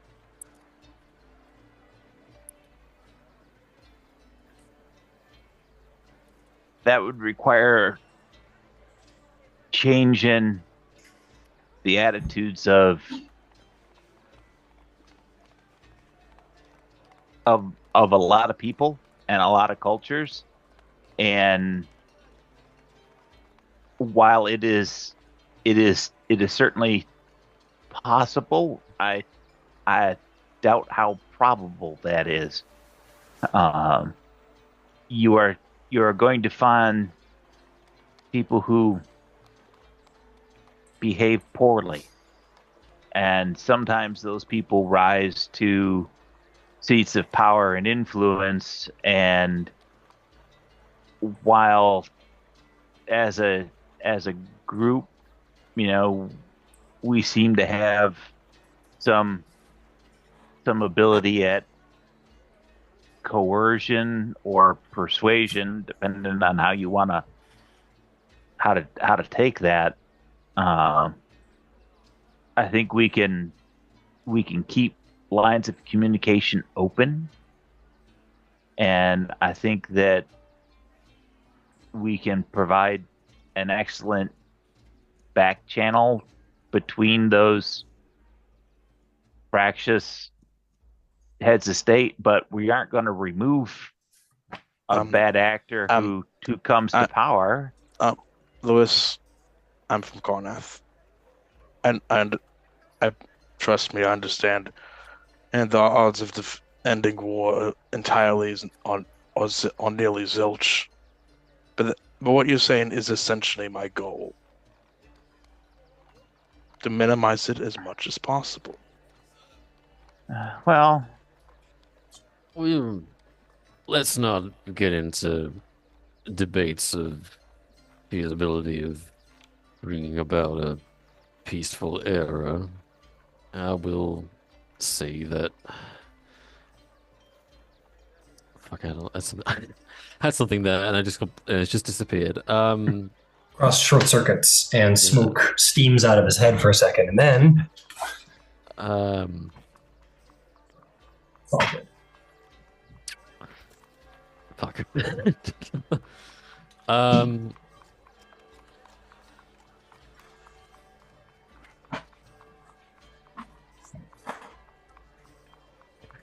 There are ultimately only 5 of us, so the, shall we say, business capabilities of our house are very limited, and the reach of our marks is limited by us. So I wouldn't necessarily think too hard on what our house can do for the world. Rather, I think we're small enough still to be able to somewhat operate as individuals, even if we're working under the same banner. I have two thoughts that dovetail with that pretty closely, Mr. Cross, and that's I think focusing on the, for lack of a better turn of phrase, focusing on the villain is how we can, best learn how to work with one another and show some merit for ourselves as a house. And that's the first thing. The second is that if my situation is telling of anything, that perhaps there are some other people Maybe. who were marked, and I'd be happy to talk with the editor of the Chronicle, and put out there we put a picture of the mark out, and place a cattle call. I think that's a fine avenue to pursue. There may be more of us out there than we realize, but I'm not one to plan around uncertainties. I do think though that, again, I'm losing my train of thought.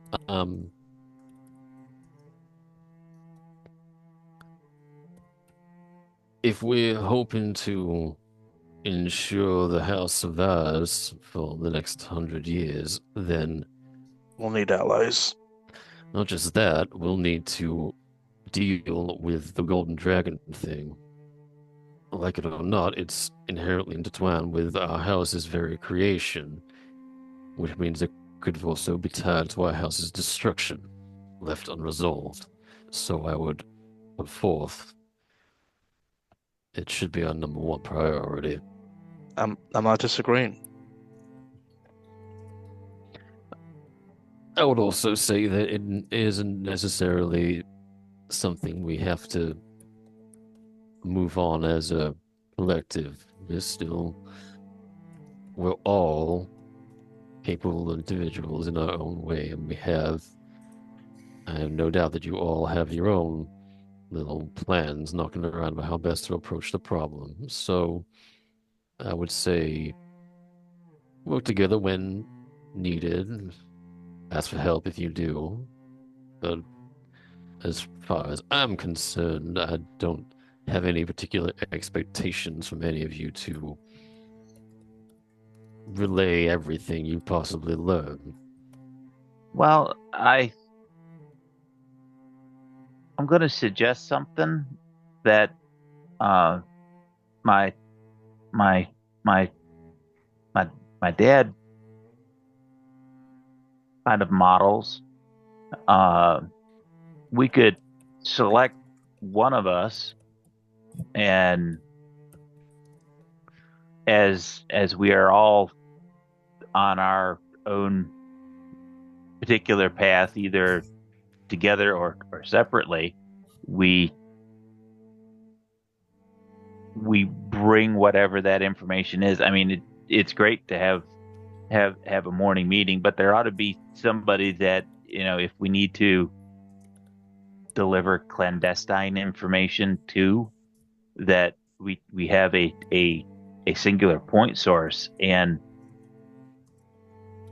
I think Mr. Cross brings up a very good point. Is he's very likely is that appropriate, or is that I'm not sure which your preference is. Whatever makes it easiest for you. I don't even have the functioning parts that you all need to determine that. But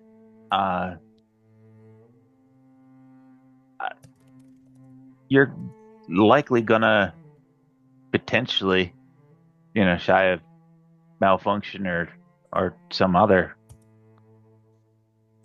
unfortunate situation, potentially could outlive all of us rather significantly. I think it would make an abundance of sense to any information that we get, if it was presented to you as that locus of what has gone on, historically speaking. You'd have me play the role of House Archive, more or less. Well, we have to have somebody who is a nexus for that information, I don't and disagree. and your longevity provides one thing that none of the other houses have had, and that's a consistency across, not necessarily across generations, but spanning generations. One generation to the next, the volume of change has been small, but having you provide a unique opportunity that even gnomes and elves and dwarves live a very long time, but in theory, Warforged can extend significantly beyond that. I will put forth as as sort of what would be common knowledge in Eberron is that nobody knows how long a Warforged lives for. So the war's been going on for 100 years, and Warforged were created somewhere in the middle. So even the oldest Warforges haven't reached a century of age. So nobody knows when a Warforged will wear out. So that's just kind of, they might live forever, they might live for 100 years, nobody knows. That's why I said, like, even I'm not sure, but a construct is a construct. It could just depends on how long. Well, if I can manage to live for as long as I can, just out of pure spite, but there's nothing wrong with that. That sounds like a very good idea, generally speaking. Respect. But I can see the value in having maybe a potentially very long living founding member hold on to the knowledge of our house. It will be very important for the future. Welcome to take on the responsibility if everyone desires it.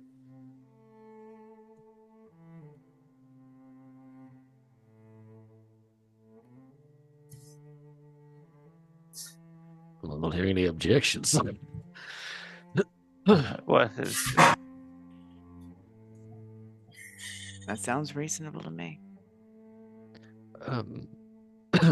I suppose it might be conditional whether or not we accept a civic sponsorship, but perhaps we should establish our own internal network of sending stones. Well, Well, hold on. Why is that? Hold on. Why did that have anything to do with civic sponsorship? I thought we were just saying that you would act as an archive. It's because civis is the is it not civis that's the communication? Have I got that wrong? They are. They absolutely are. Yeah, they're like, they're like the masters of communication. And I'm saying that purely as kind of offhand, in that if we wanted to make the process of establishing internal communication between all of us through sending stones, the easiest sponsor to have that with would be Civis. If that makes sense. But it is I'm not saying that that's what we are doing. It's only a potential boon. Yeah, it was. I think it was an offhand, possibly helpful comment from Cross. But I want to put forth as the DM that in the world of Eberron, certain items that might relate to Dragon Marked House's ability to do their job are certainly possible to be created, but might be a little more difficult if you're not, say, a House Civis member.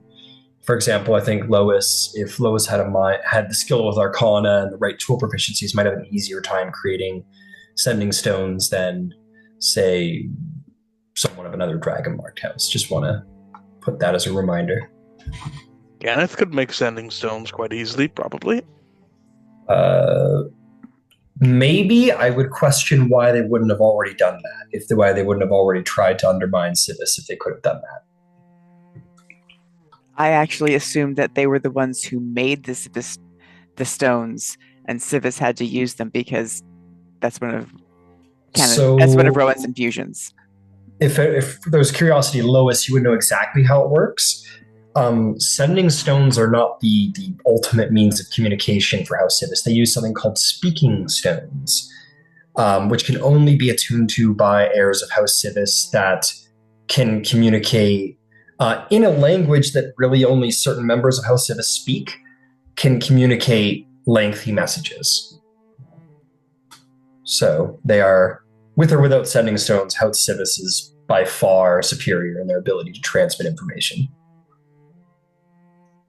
This is just a mere thing to consider, that if we are hoping to make communication amongst ourselves easier, if in the event myself or Ludwig have to return to our homelands for any period of time, that while we're away, we're still able to relay important information in the house. I don't know if Jarl or anyone else would be able to supply us with those same resources, is the only thing I was bringing up. Well, as far as that's concerned, Civis is very apolitical, and they are absolutely ironclad dedicated to the sanctity, I guess is the word that I'll use, of messages between sender and recipient being discreet and private. If you guys travel and we had House Eberron as our sponsor, those services are still available. They're just at a more premium cost, which would minimize utility until we had a more established a more established revenue stream or source of wealth or something of that nature. So, that's actually a good thing to discuss. Sorry guys, I'm gonna hop in there for a quick sec. So, anyone can make a history check about House Civis's relationship to politics, because while you were right, Lois, there are waves to the truth. You would obviously have advantage. You're from House Civis. Yeah. 9. Yeah, not sure. Nope. No. What is this? History 14. about House Civis. 14. 20. So I'll say for those roles, you alone, Lois, would know that indeed the Speakers Guild, it's sort of half and half there. The Notaries Guild, definitely apolitical. It is worth remembering that the Speakers Guild does provide diplomatic services. So they do mince in politics. But yes, as discussed previously between us, that they work very hard to remain neutral. My two thoughts about this so far. One, Civis seems like a decent potential sponsor house, but I'm not sure if the main thrust of why we should seek the support is a discount on communication services. It was merely a thing to consider, but not a be-all end-all decider. True. But two, no one from Fjorland is really here. How much do we really know about Fjorland? Can I get a word in edgewise? Yes, By all please. means. Thank you. I agree with you that a discount on. I don't care. She kind of looks around. I can afford Civis' services. I'm good. Right. So the discount isn't all that interesting to me. Some of the other things about Civis are much more interesting. And in fact, I would love to have that conversation for the same reason. If it's acceptable, why don't I host a supper? I can do that. I've got my uncle's house here, so why don't we host a supper? And why don't we invite Fjarlin and Civis? And as the ambassador has suggested, why don't we let them each know we want to hear what everyone has to say, and we'll just put it out in the open. I mean, that was mostly Lois's suggestion, but yes, that would Lois be suggested. helpful. Lois, I am so sorry. I am so sorry. All right. I did not mean to. Rowan. Clearly, I need to have some more coffee. Have a second cup. And she does. There was a point raised about finances, and as I said, as I may have pointed out, there's very few of us. So, admittedly, Mr. Kenneth, you are rightfully incredibly wealthy. However, this does belong to House Kenneth. It's not ours. So, as far as our own, does not belong to House Kenneth? This is my uncle's house. It's Killian's personal estate. Okay. Just because it's called Kenneth Estate, that really threw me off. Never mind. You guys, I will say, at some point, the party decided to start calling it Kenneth Estate. This is Okay. Well, it's that Kenneth Enclave. Well, That's something different. Kenneth Enclave is different, but by calling it Kenneth Estate, I think it insinuates that it belongs to Kenneth in some capacity. So I admit no name was ever officially decided about what the estate's actual name would be, but I imagine it is something that's been passed down through Killian's bloodline, but it is indeed his personal estate unrelated to that's Kenneth. fine. Killian's bloodline is the Olivier. So maybe it's the Olivier estate going forward. Olivier estate. In which case, I retract what I said earlier because of a silly thing to say. Well, I would personally feel a little bit. I even feel like it'd be a bit of an imposition to have Mr. Kenneth alone fund everything. What if you let me worry about my finances? Right. Let us get tonight underway, right? Or tomorrow night, whenever we're going to set it. Lois, you're going to go talk to Lise. I will go talk to Inara. We can set up whatever we're going to set up. And then I would also like to put out there that no matter what happens at dinner, that we speak privately and make a single open announcement of whatever it is that we're doing. Let's not decide that night. Agreed. That is, I agree with this. So at this point, I will say, to move us away from breakfast, we will say that you guys have been, at breakfast for an hour and a half, 2 hours. The day is really beginning to have begun. You guys have kind of made yourselves known at court, and have been kind of considered sort of shut in and out of the public eye during your last couple of days while you were sort of regrouping yourselves and preparing for that. If you were to continue to remain inside and sort of disappear from the public eye again, that might influence rumor, that it might influence what goes into the paper. Who knows? I would say those of you who are, I'd say Lois, who is very, very acute in the world of reporting, And then Ludwig and Rowan, who and you, Cross, being a diplomat, would all be very aware that at this point stage, it means a lot to be seen in public, to be out and about. So we'll say as the breakfast table's being sort of, or at least the buffet table's being cleaned, you guys know it's time to start your day at the late hour of like 2 p.m. because you're all nobles now. But let's take a break, and when we get back, I believe. That was Holden's meeting. Or no, it was Lois's meeting. Lois has a meeting, and I'm sure everybody else has stuff to do. And apparently, there's a sort of luncheon dinner party to plan, which is fun unto itself. Well, we'll have to decide on the guest list. Yeah, the guest list. Let's do it. Okay, yeah, we'll take a 15-minute break. We'll be back. Cool.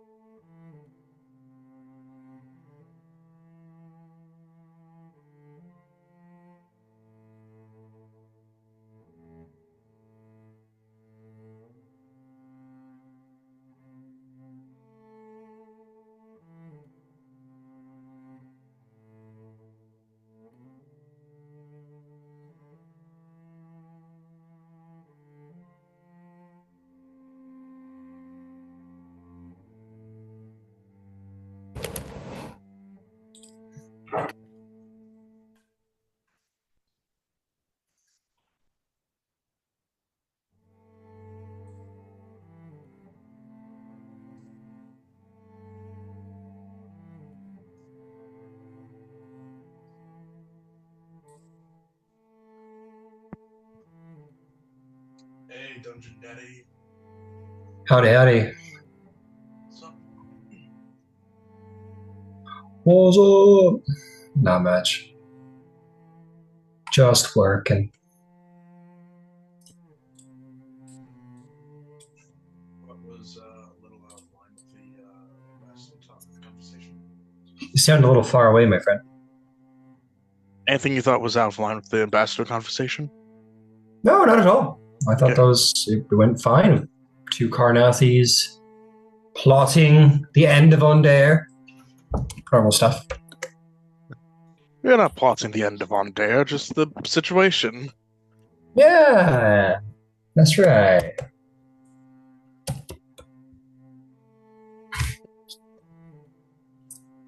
Oh, Just- so just plotting the end of the Ondare situation. Got it. If that's what you want to think. That's what we're gonna call it. The Ondare Uh, situation. The Undair situation. You know, that whole thing. Just getting one or two ducks in a row. We'll get to it. I just wanted to.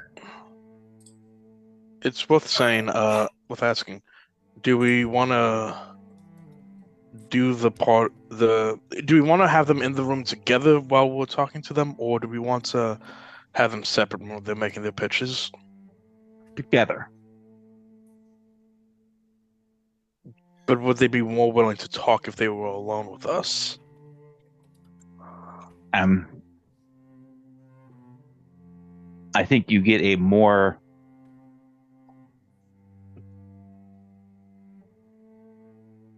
a more studied pitch when you can say, "Listen, this is everything on the table.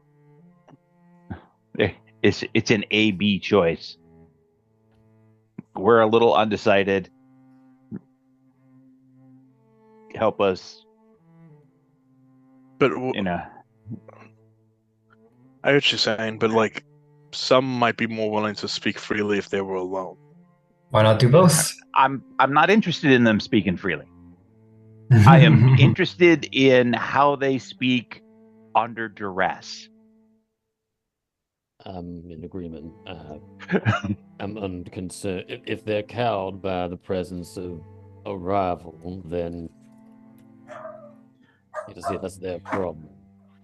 Right. I'm interested in seeing how well someone works subtly. Not everything in in matters of diplomacy or even finding things out are done best locking horns. Yeah, that's the I- thing. Like, I They understand both- if you want to put them together, but I would like to speak to them each privately. We've Yeah, already because- spoken to each of them privately. No, we no. We have individually, not spoken we as a to group. each of them privately. We have not. Yeah, because like it's In fact, I think I am the only one who has spoken to each of them privately. yeah, because putting someone under duress, it's like we're not. It's not like we're interrogating them. It's like, well, what can you help give us? You know, it's It's Shark Tank. We are Shark Tanking them. We are bringing them our product, and they are pitching us their offer. What is their product? We are Shark Tanking. Or what is our them. product, rather? Our product is our burgeoning house, the service level of alliance that they're going to want, at which point they are going to pitch that, just like the sharks pitch, I'm going to give you X for 2% of your or 20% of your organization until I get to wherever. That's effectively what this is we are Shark Tanking them, where They are the sharks, and this is us. Okay, let's do this thing. Okay, who would like to start? Holden's a busy guy today. You haven't seen him around.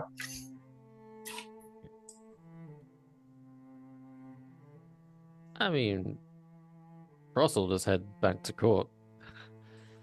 Fair enough. Like that. Cross is heading back to court. Who else? Just so I know it's on the table. Rowan needs to go speak to Inara. If Inara would be at court, then she would go to court. If Inara is going to be at the school, then she would go to the school. Yeah. Go ahead, Lubick. I would try and follow Rowan in order to get a chance to speak privately to her about something. We can speak privately at the manor.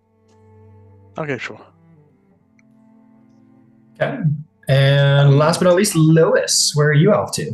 Well, I've got a meeting with the congressman, and then I'm off to talk with Lise.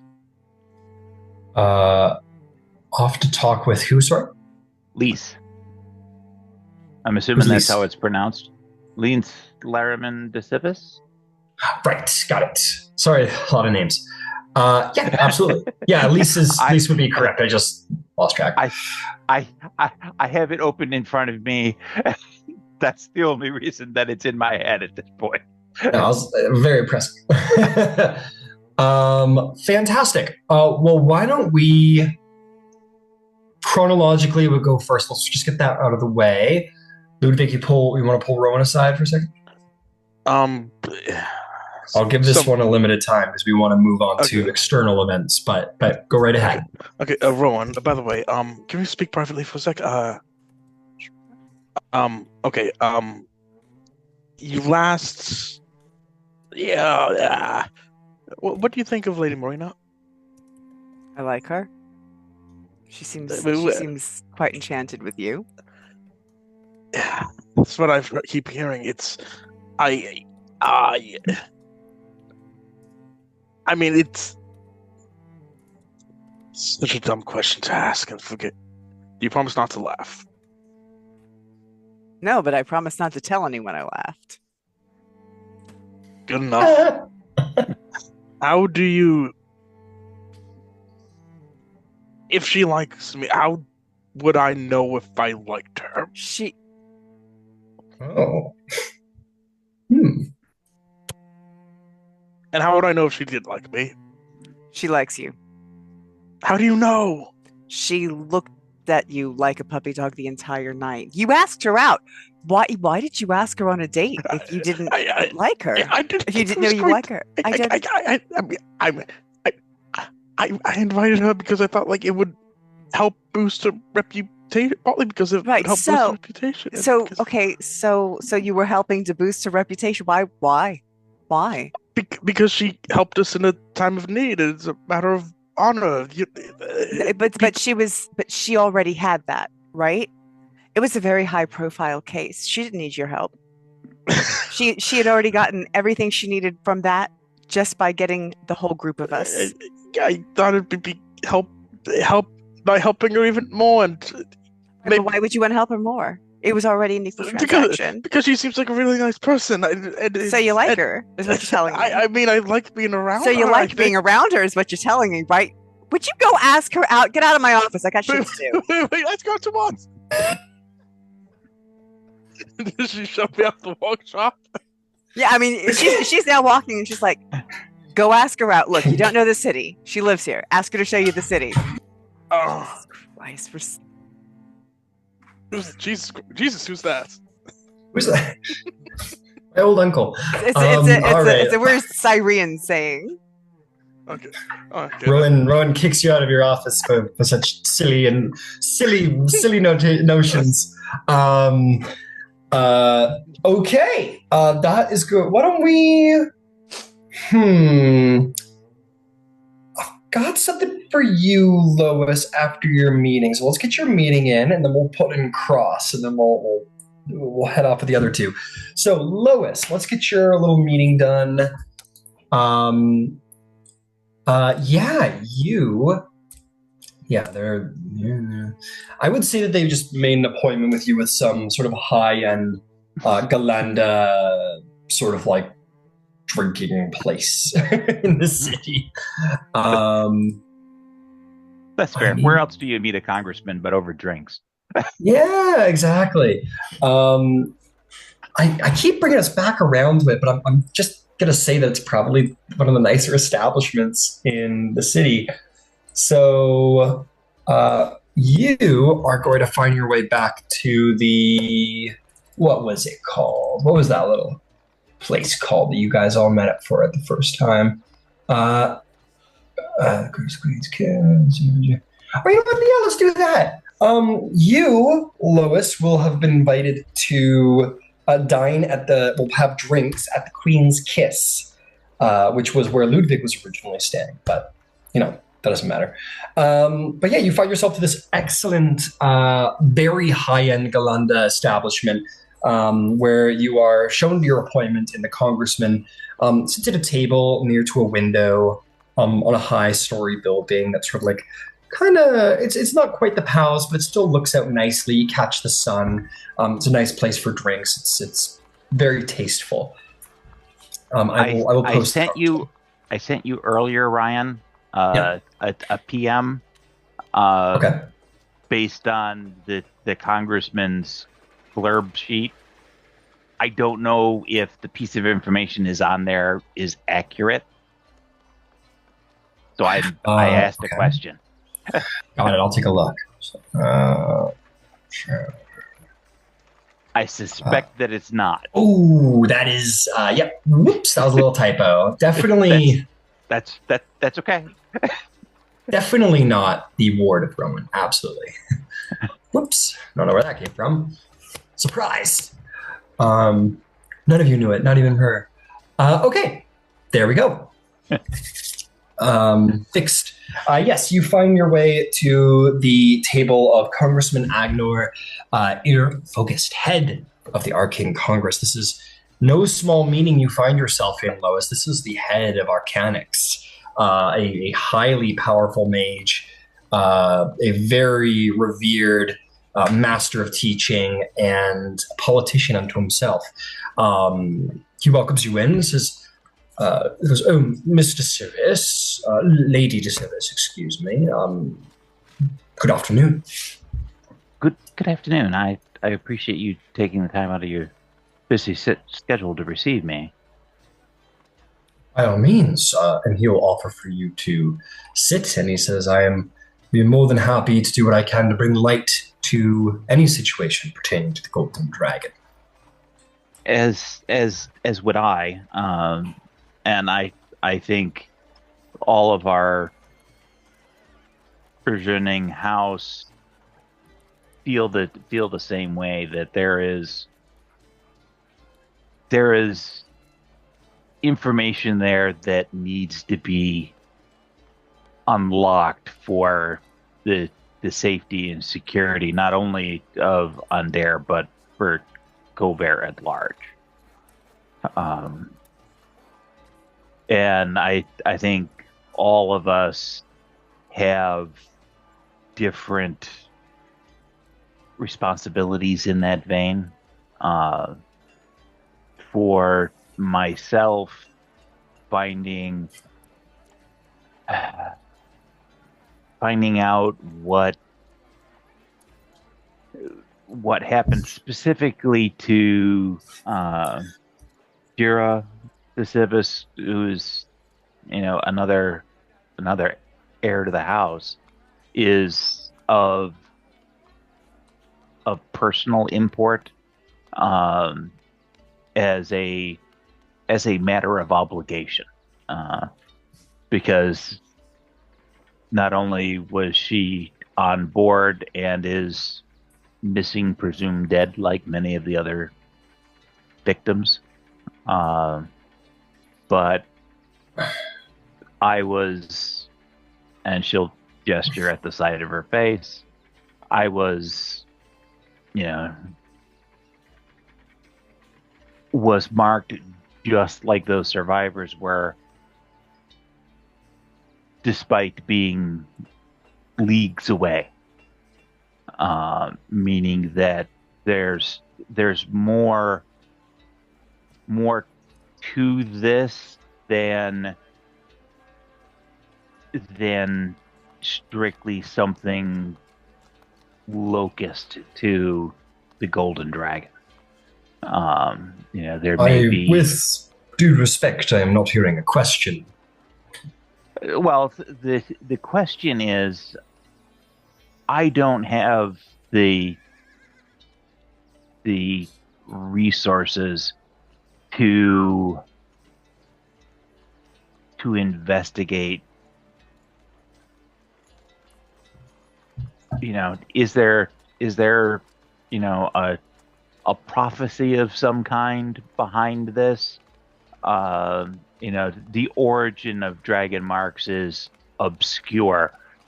If anybody has put time and study into it, certainly the Arcane Congress has a depth of information that anybody else is going to pale in comparison to. That's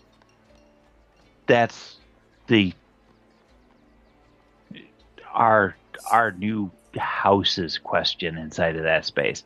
My personal question is, I understand that you met with Jera on the night of the incident. I kind of want to know what you may have talked about. I'm trying to put together the sort of the details of her last day to see, was there something unusual? Did she seem scared or frightened or concerned in any way? Mostly because I don't have anywhere else to start investigating that particular situation. There's no. I've talked to the survivors already, but they're as much in the dark as anybody else. So all right, I needed to pick somewhere. All right, Lady DeCivis. Goodness. Let me think. It's a lot. Jera DeCivis, let me tell you something. That was one of your many questions. Jera DeCivis. Yes, she's. I'd spoken with her at one point. It was fairly rudimentary questioning. She kind of caught me between conversations and asked me how I liked the evening and such, and then began to sort of nosy her questioning into the goings on of the people at the actual the place.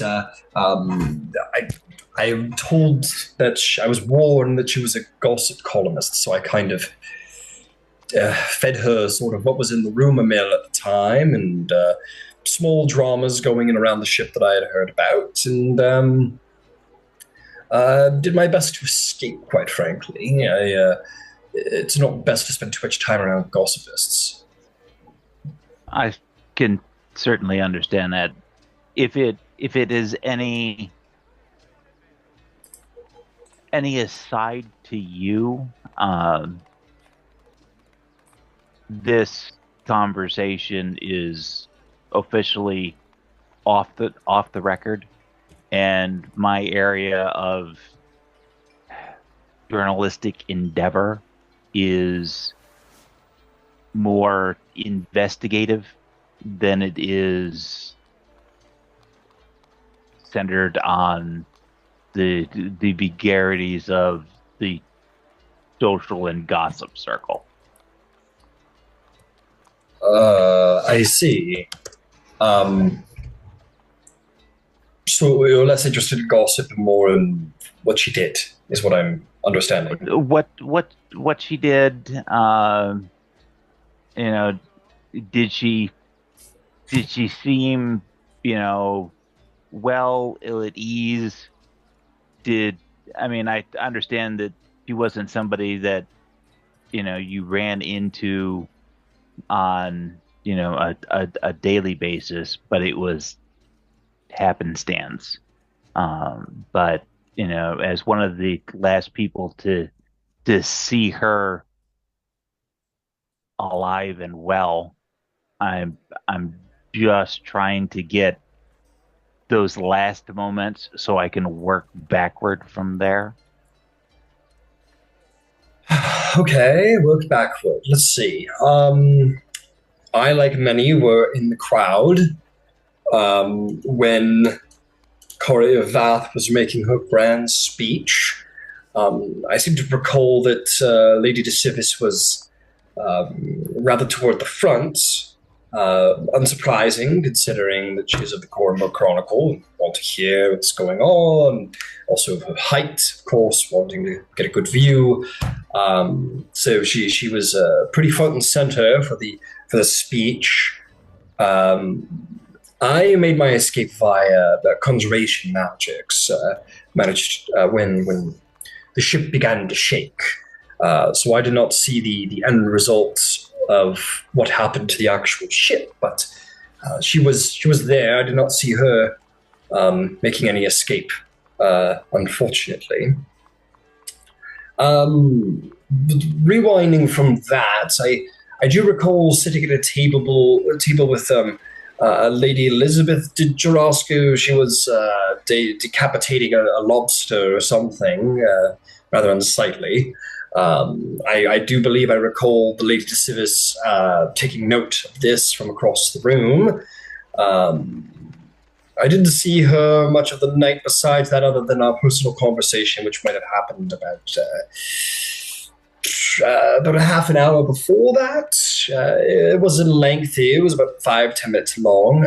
I might recall that at one point she cornered the Ambassador Cross, the Warforged individual with the gassiness. One of the new mark, like yourself, I believe, Lady de Civis.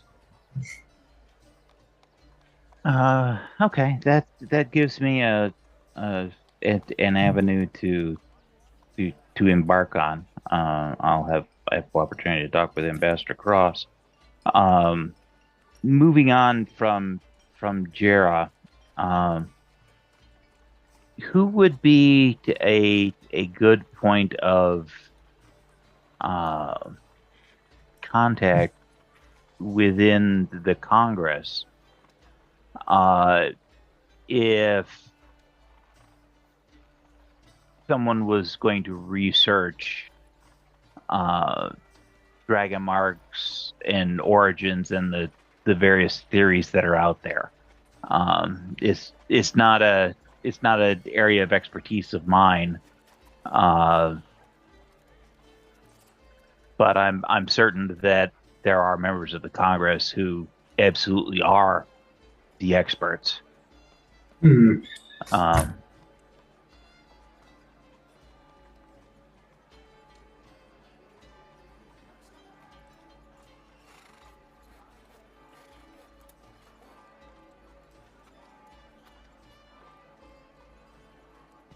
Ryan, we're not hearing you. Can't hear you. Sorry, I had sneezed and I forgot to unmute myself. He says, well, the Arcane Congress is a vast store of many knowledge. I believe our own lore master, Uli Blackthatch, may be able to find something within the archives. I imagine that the Dragonmark houses probably keep information pertaining to all of that. You might want to check with one of the older houses. House Fialin undoubtedly has some... House Jarosco. House Jarosco undoubtedly has information about bloodlines and the biological nature of dragon marks and such. But you might wish to check with probably one of the elven houses. House Fialin, I believe, is one of the ancient amongst the houses, maybe one of the first, in fact. Perhaps they have a lengthy history that the other Dragonmark houses may not possess. That's a excellent avenue, and if I'm not mistaken, I believe House Fioran is some 4,000 years old. The house itself was founded about 4,000 years ago, if I'm not mistaken, so they probably would know a great deal. House Okay. Cannith has founded a number of houses, historically, I believe, and that would be my suggestion. Okay. That gives me some solid avenues for future discussion.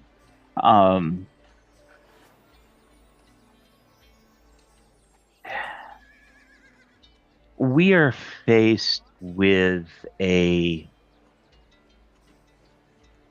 unique and interesting set of choices,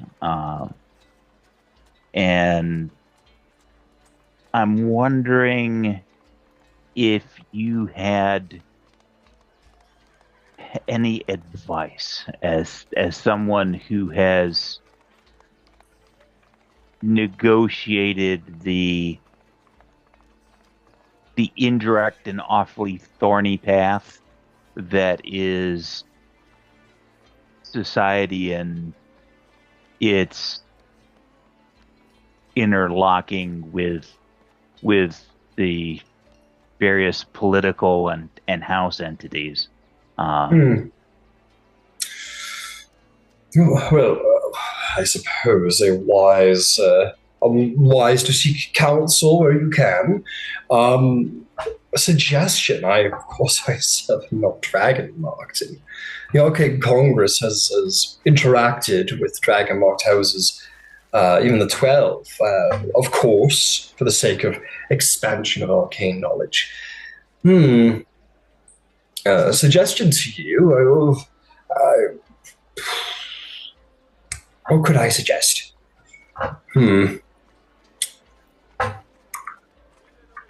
Well, being an archmage, I think it would be, and also, well, we're not a business, we're more of an institution, but there are similarities.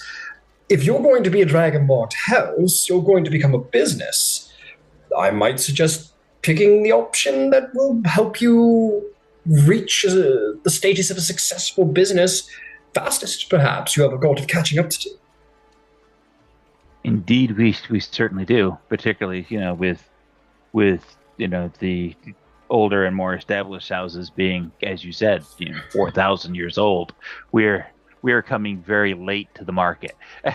Indeed. Even I believe House Thrashk is one of the more newer houses. Even they have begun to tap into the Dragon Shard market, and they're beginning to grow and blossom. You're going to have to find your niche. So if you're trying to find someone to ally yourself with, pick the person who's going to help you grow fastest.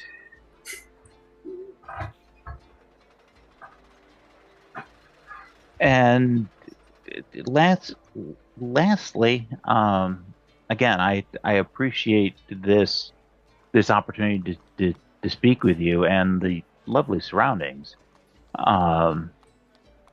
Is there anything that we can do for you by way of thanks or boon? It sounds like your dragon mark is shaping up to become a thing of diplomacy. I believe the word diplomacy has been thrown around a couple of times. Most interesting.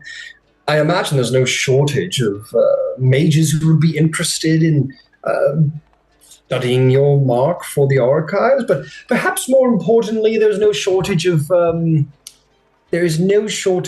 need for diplomats. Perhaps when you figure yourselves out, I have no doubt that the Arcane Congress would be happy to hire the services of a house skilled in such. With that said, I might, I'm sure I don't have to explain this to you, Lady DeCivis, but be aware, you already probably have a competitor in the Dragon March houses. If I'm not mistaken, House Civis does offer diplomatic services, does it not? Indeed it does. So you will be stepping on their toes a little bit by virtue of what your abilities are. And that's a a point of concern, but I think that there's enough. I think there's enough market to warrant a little competition, and I think that the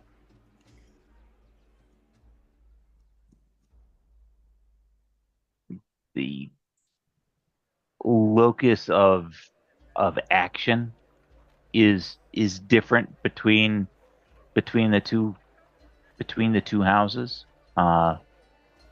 Civis is based significantly on reputation and secure communication, where and leveraging that. Our area, as Master Holden was able to demonstrate for the court, is more, what's the good word to use? My first choice of word is not the good word to use. more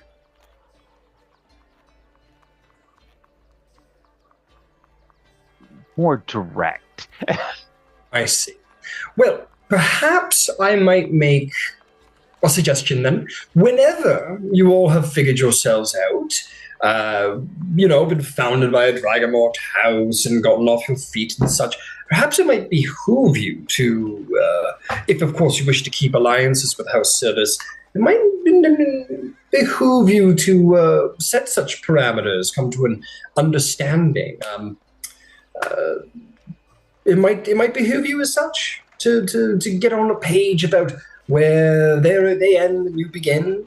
If you don't want to create enemies with the house, communication is important. I'm sure I do not again need to tell a mark of diplomacy, Lady de Sivers Chronicle reporter. I imagine that's something you probably already figured. I assumed that was a discussion that was going to have to go on, but I appreciate your generous insight and forethought. Oh, simply speculation. I am certainly no Dragonmort baron or seneschal of any kind, but I'm happy to help how I might. But I'm certain the Arcane Congress would be happy to perceive such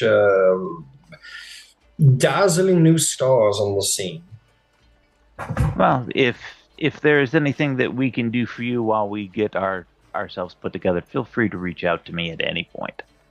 Very well. Well, much like all of Corvair, the Arcane Congress will be keeping a close eye on the new Dragonmort house. I would expect nothing less. And let me return you to your repast, and again, I appreciate your time. Very well. And he'll tink a glass with you and sip it, and indeed he will head out shortly after. You guys definitely shared a meal together. But then, yeah, he heads out. He's a busy man. This was sort of like on his lunch break. Yeah, fantastic. All right, well done, Lois. We will swap over as previously. Cross. You are heading to court. Very interesting. Let's take you to the Royal Court of Fairhold. You are, of course, welcomed inside, as it's sort of open forum for those who would see justice brought to the Golden Dragon. You've all made yourselves known as such as people as that. It is not quite as intensely lively with the various barons that you saw the previous day. There's still plenty of people milling about, roaming around, especially from different nations, more than Dragonmort houses. There are representatives from most houses just kind of being at court, milling about. What would you like to do? I'd at least like to make myself known to the Queen if she's present. May as well explain the tardiness.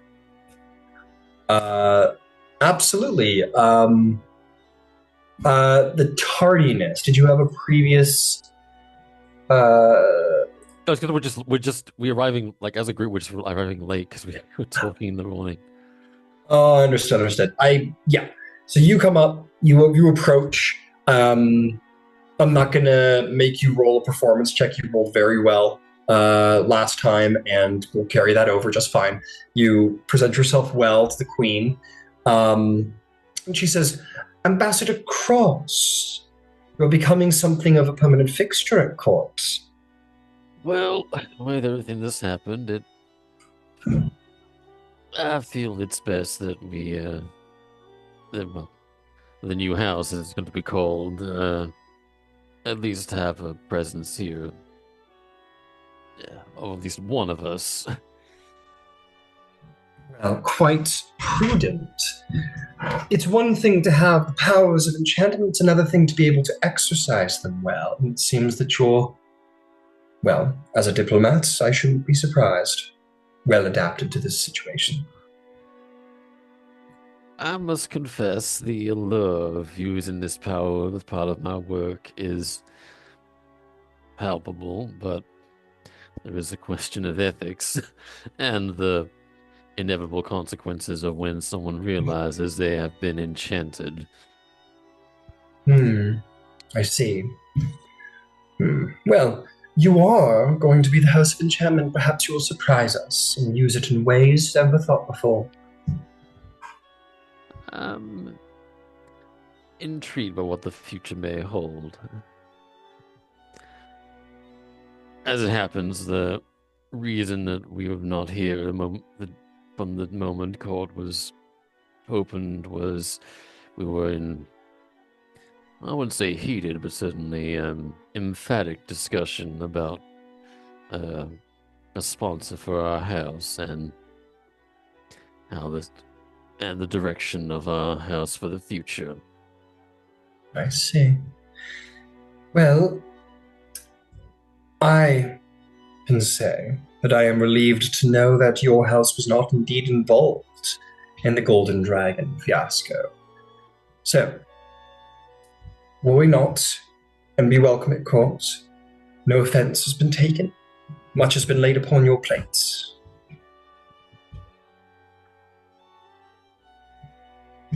I will say, as this is more as a almost setting aside matters of my house and as a matter more familiar to us both, I did send a letter to Prince Orgev about what we had spoken about on the Golden Dragon, and, well, to use his words, he is cautiously optimistic about the support of Your Majesty in helping us. And a good leader should always hold caution. So, I'm happy to hear that Prince Orgrave is happy for it. Please keep me informed if more plans for New Seri should arise. I intend to, at some point in the near future, make a, well, admittedly possibly quite brief return to New Siri. The matter of the Golden Dragon and whatever villains are hiding in the shadows is of great importance to me. Not just for the words that you have said, but personally, I find the whole matter rattling. It is indeed a rattling thing, Ambassador Cross. To think the security of House Deneth overrid by this villainess. And so it's so that she is seemingly become one who has turned against her ways, turned against what we have all come to know of Kari Avath. It is a grand mystery I would see solved sooner rather than later. It is, I confess I did not know much of Kari Avath, but the way others have talked about her seems to imply that her actions come as quite a major shock. I have to say, when she gave a little parting speech, I'm not sure how the best way to delicately put this, but partially impressed, partially aghast that someone would be so bold as to speak in such a way. Make a persuasion check to see if that statement goes well. So, that is a dirty 20. You take a little risk, and it seems to pay off. You can see it in her face. She goes, "Indeed, Kari Roth always did impress the court of Ondare in many ways, and despite her extremism, apparently continues to do the same." Certainly pertains to her, at least at the time, her confidence in whatever in the plot that she had concocted. Well, hopefully, we can all get to the bottom of it. It seems that just about everybody in Ondare is on the hunt for her. It will not be long now. I do have a confession in this line of conversation. I am doing some investigations of my own. The Well, fate excellent. of the Golden Dragon is so deeply intertwined with the making of this house that I feel that just as it's involved in the creation of our house, it may also bring about our destruction if left unchecked. Our destruction, you say? So,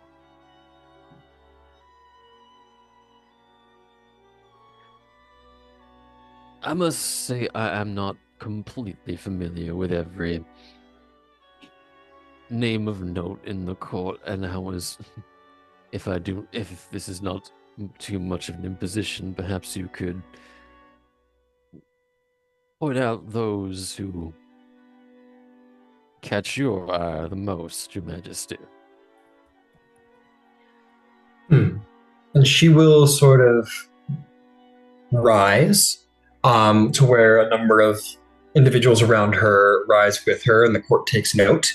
And she will sort of gesture with a hand for you to walk with her. Yet again, Cross.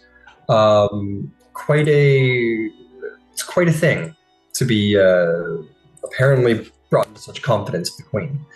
And she'll take a bout with you on the balconies, on the secure balconies with her great security and advisors and handmaidens near her.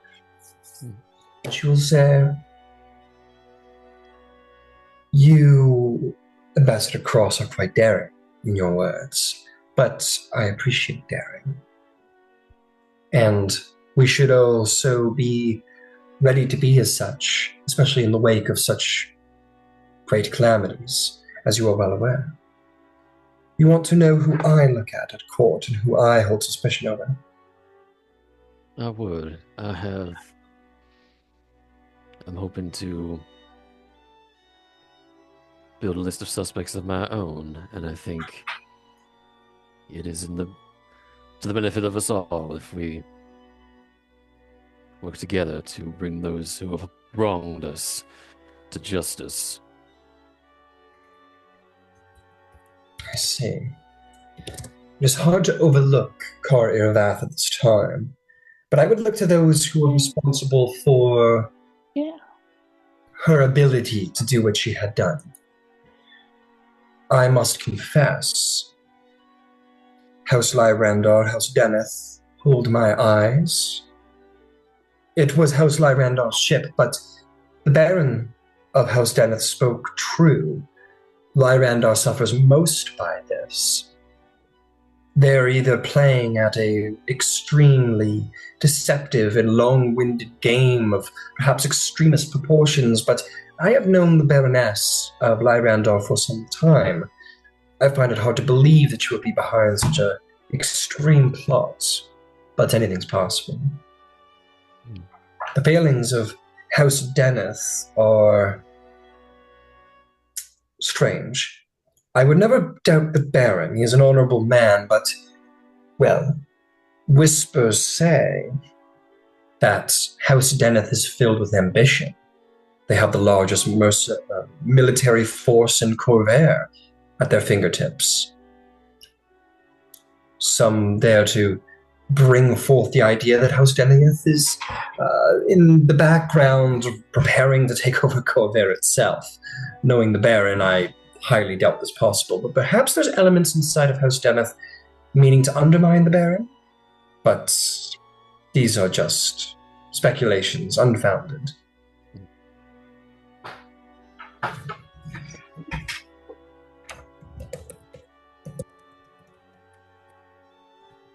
They are worthy speculations.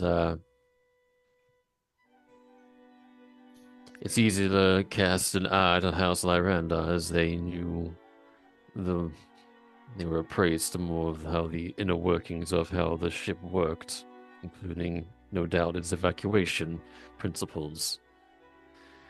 Indeed, and usually so entirely effective. It's out of character.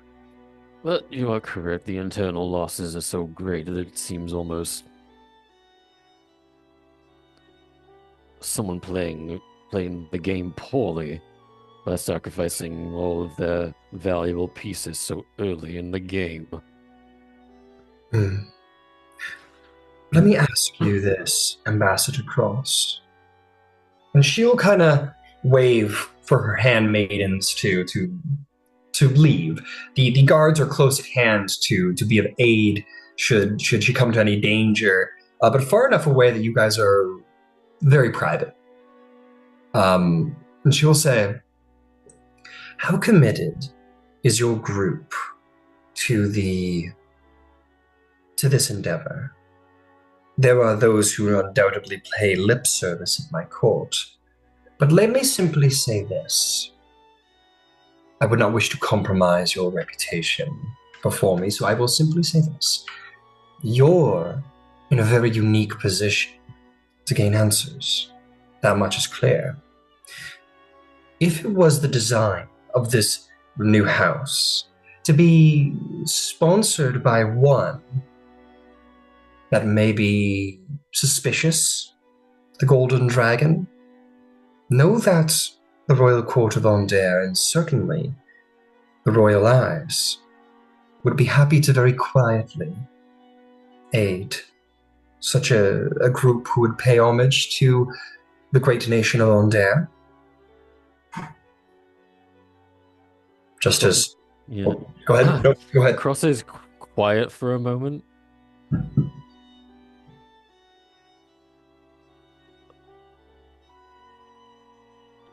She will look at you and she will say, House Madoni is the Brailish, well, favored by Braylin, and reverse is true enough, and the same can be said for some Dragonmark houses. There's no reason why yours couldn't be allied with the very nation that it was founded within. Take it back to your group if you think it prudent. Ambassador Cross.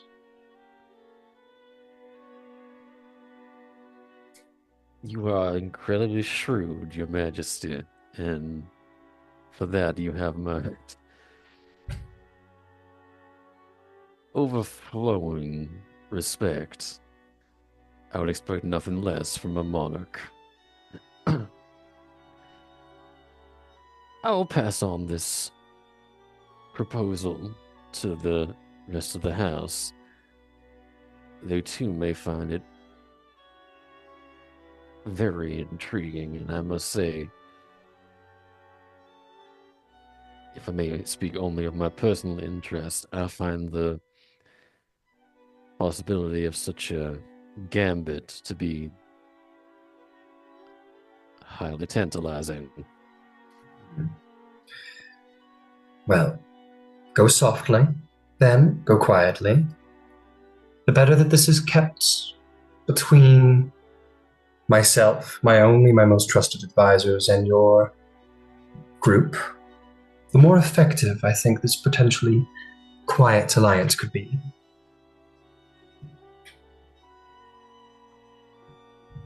I have a feeling that the future of our house will largely depend on great discretion, so I will impose upon my comrades to exercise discretion.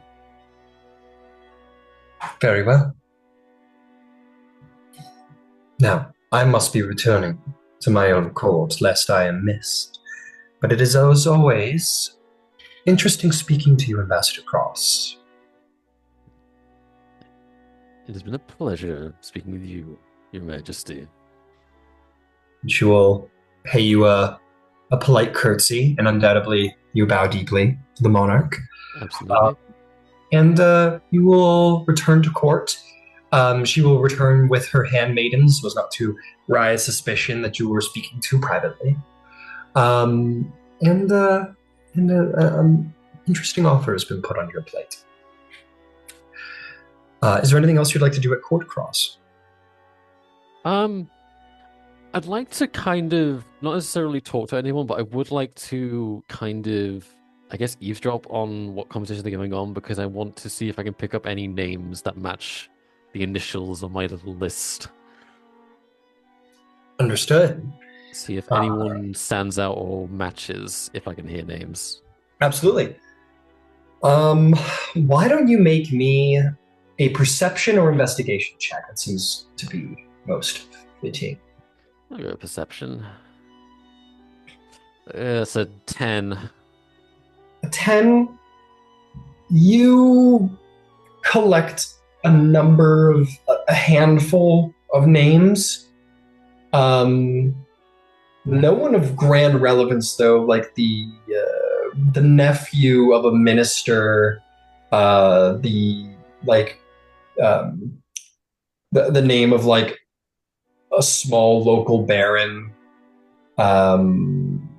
sort of just you get a number of people who might hold those initials, maybe like 5 or less, but no one that screams of any sort of political or financial importance. Yeah.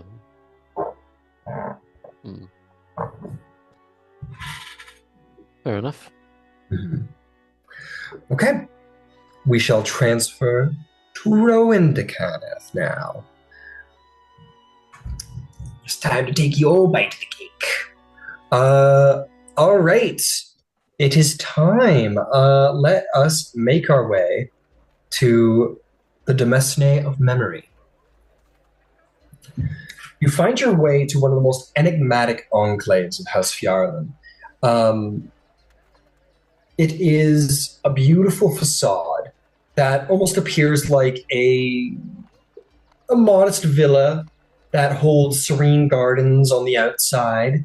And the very design of the exterior seems to almost fold inward, showing sort of a passage towards the interior and towards the interior of this Denise of Memory. You find yourself entering once more into the Hall of Echoes in an expansive amphitheater with acoustics so perfect that even the faintest whisper could be heard as though it were spoken beside you. And the walls of the hall are adorned with shifting murals that respond to the stories told within its confines, transforming to reflect the emotions and imagery conjured by the speaker. And wouldn't you know that the very speaker today is the master of orators herself. Surrounded by not only students, but people who come to the Demise of Memory to be entertained. Noblemen's sons, ladies of the court, wives of important noblemen, artists themselves. It is a menagerie of individuals who come to enjoy the pleasures of House Fjarlin. And indeed, you see your good friend, Professor Inara de Fjarlin, stands in the center of this amphitheater and speaks. And as she does, you will see passages, or at least imagery, transform in the stained glass windows, as previously stated, describing her words. And true enough, Rowan, you see images of your own previous culture there. The dancing and the artistry of Sere plays in the walls as she speaks. You kind of catch her mid-speech as she says, the jewel of Galifard, was there ever a place so radiant in splendor, so boundless in ambition? Its cities sparkled as if kissed by the morning sun. Its artisans wove wonders that made the world pause and marvel. Yet As with all jewels, Ciri bore sharp edges, and those edges cut deep within the day of morning, turning its brilliance into shadow. The morning, we call it that, as if a single word could encompass the grief, the horror, the silence that followed. When the mists rolled over the golden land, they did not merely claim the lives and cities, they claimed certainty itself. How many of us have woken in cold sweats, wondering if we too might vanish into mists unseen? How many have dared to question whether Ciri's pride was its undoing, or whether it was treachery, a betrayal so profound it unmade the world? Yet amidst the fog of loss stands a figure who defies silence, Prince Orgrave Ylwainon, the last scion of Ciri's royal line. Ah, the charming prince, a man whose smile could light a court and whose words could sway even the most jaded hearts. He is, as all good princes must be, a paradox, a man of privilege burdened by tragedy, a symbol of hope wrapped in layers of regrets. Consider his plight. Stripped of a throne, of a homeland, yet still expected to lead. They call him the Prince of Refuge, and indeed he is a beacon to his people scattered to the winds. He builds not castles, but communities, not monuments, but memories. Yet one must wonder, is he the savior of his people? Is he the savior his people need, or merely the illusion of one? Orgrave walks in perilous tightrope. Each step forward threatens to shatter the fragile unity of his people. For every Syrian bears a different dream of what their homeland once was. To some, Syria was a land of endless progress, and to others it was an Eden corrupted by ambition. And in the cacophony of longing, Orgrave must somehow remain all things to all people, an impossible task, yet he strives.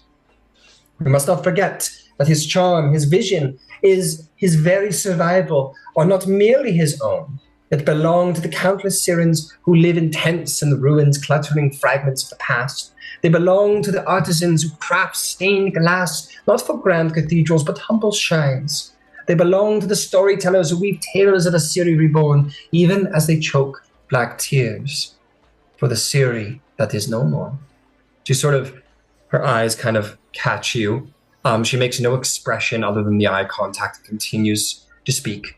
And so, my friends, let us not turn away from Ciri's plight or from its prince, for their story is our story. It is the story of what is meant to lose, to endure, and to hope against hope. The morning may have stolen their lands, but it has not stolen their spirit. It has not stolen their songs, their dreams, or their stubborn refusal to forget. May the memory of Ciri shine eternal, and may its prince find the strength to bear its weight, and may we, as witnesses to their story, honor it with our own. And there is a breaks out for the Professor Order, who bows a very kind bow, and she says, "Thank you. And now I'd like to present one of my students. Come, introduce yourself." And she sort of puts the back on the hand of a young Corvarian half-elf, as they are known. And he will sort of look a little like, whew, like, how can I follow that? On his face, and everyone kind of laughs at the facial expression as he begins to kind of bring them into his own talks, and the murals will change to match his own speech. And she will find her way sort of back the stage, and a couple of very quiet sort of hellos and thank yous, and kind of come around the back of the amphitheater to join you. And as she does so, she'll sort of kiss you on either cheek. I imagine probably a Syrian thing to do. And she will say, "Lady Decanus, always so busy." Lady Fjarn, I thought it would be a good idea to make some time for a lecture in history today. "I'll always have time for you, little one. Come, let us walk." And she will, in her way, lock your arm, and she'll kind of like take you outside to the gardens, which are a little less populated than the interiors. Everyone's very interested in the speeches that are happening today. She says, "Did you like what I have to say about Prince Orgrave and the plight of Ciri?" I did. And to that end, I am ever amazed at your ability to get information. For example, how did you know that what the group at that point wanted was someone who wasn't going to touch them, right? Someone who would just let them do whatever they wanted, which isn't really it's not really the vibe anymore. But I can tell you we have it down to two, Eberron and Civis. And I think I can tell you how to get the lead. You think my performance is struggling? No. I think they're being pretty smart now in how they are thinking. Yeah? And Lois made a very convincing case for everything that Civis brings to the table. Of course, most of what she was saying actually applies more to your own house. It's just nobody actually knows that. That can talk about the fact that they actually know that. What is it with gnomes and halflings always seeming to stand in your way, Rowan?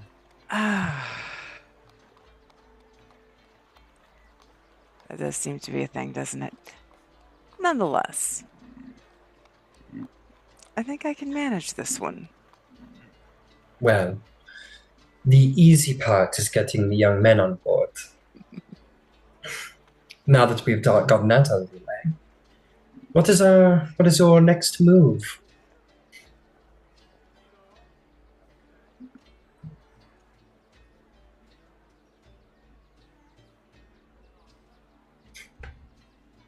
They want to find out who's behind what happened in the airship.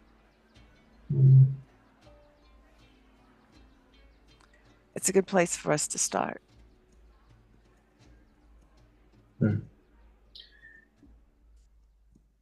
I see. Interesting. Not impossible to find a way to scratch that itch. I will work on it. Thank you for the information. I will tell you that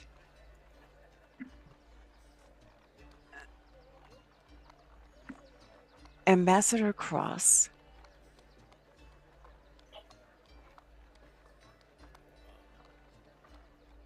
is deeply tied to the story that you told today, yeah?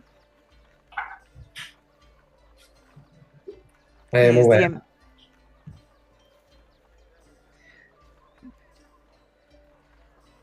And I don't think he likes Zorlon very much.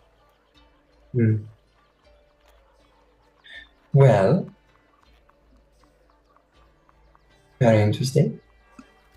Well, perhaps you could be so kind as to return to Cross and speak of the eloquent speech that you heard, of course. Or you could come to dinner at my house tonight.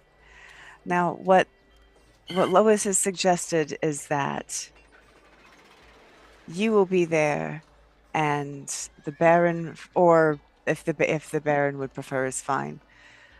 I of course always want to see you.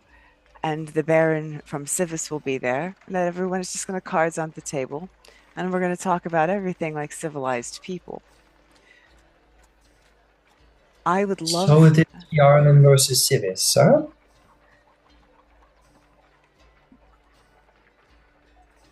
Yeah, that is what it comes down to right now. Well, thank you for letting me know. And we can make this work. I will, of course, be happy to come to dinner. Do you mind if I bring a +1? I would love for you to bring a +1. Am I allowed to contract the services of your house? Of course, you're allowed to contract the services of my house. I don't know who knows what I know, and I'm not looking to get anybody in trouble. Those services. those services. Well, why don't we go this way? And she'll take you back inside the Denise of Memory, and she will take you to her office. And she will close the door behind you, and it's a nice office. There's definitely like a desk where there's papers to be signed and whatever. It is very much a professor's office, but there is a finery to it. There's like a nice like sitting couch and whatever, and yeah, and you guys kind of like sit on the couch together. And she says, "Here we can speak, and we can speak with a certain level of honesty." Excellent.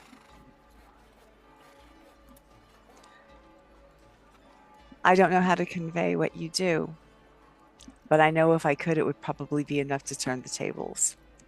Without that, And I hope that you do not. I would never. I would never.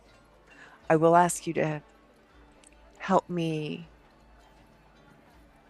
frame the argument. Mm. If you are more gifted with language than I am, if you could help me find a presentation, I would appreciate it. The gnomes of Zelargo, and I expect the reputation precedes the doyen of House Civis. She's a clever and diplomatic gnome, but if it's dinner, well, I think House Fjarlin will indeed have the upper hand. We are, of course, the House of Entertainment. We know how to give people what they want. Much like the Baron House of House Dennis so aptly put it, simply let your actions speak louder than words. Don't play your hands too intensely. You have given us a great upper hand. We will play it. I will leave you to it then. I have taught you well, Rowan. I have no doubt in time, if trust is built between your house and ours, that what you know might be shared with the rest. But for now, that remains strictly between our most trusted clientele.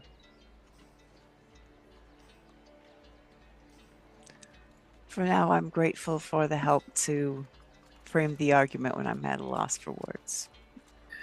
Indeed. Well, if you are looking indeed for help with framing an argument, that I can be of use. You're looking to argue on behalf of House Fjarlin? Yes. Well, what are House Civis's weaknesses?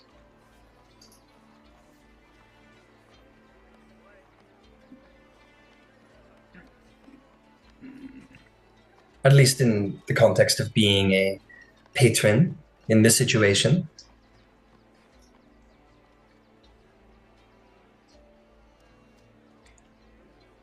They may have access to all of the information. But we don't need to know every little thing. Intelligence is a large part about sifting that information and looking in a more targeted way. I could see where reading everyone's mail would be helpful for some things, but still looking for a lot of luck where a more targeted approach from an apparatus that was broader. For instance, having so many individuals out amongst the people. I mean, not just as a matter of intelligence gathering, but if you are constantly in a tavern, you are going to hear things. Some of those things may be broader. I don't know. I'm riffing. Spitball. That's fair. I think one thing, personally, I think very easily you could appeal to the group's sense of levity. The House of Entertainment is not so intense as House Civis. It might be worth putting out that House Civis sounds. Admittedly, they are formidable opponents. It could be worth noting why House Civis would be interested in your group. They are embroiled in diplomatic business, are they not? Perhaps by taking you on, they might try and shape you into a way that makes you less successful. You would be their competitor, would you not? Do you want to put your trust in your competitor?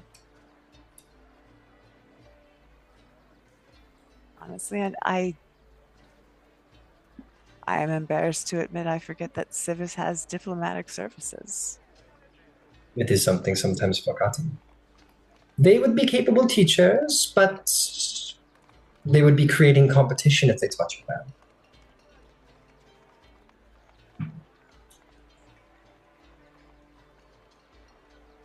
All right.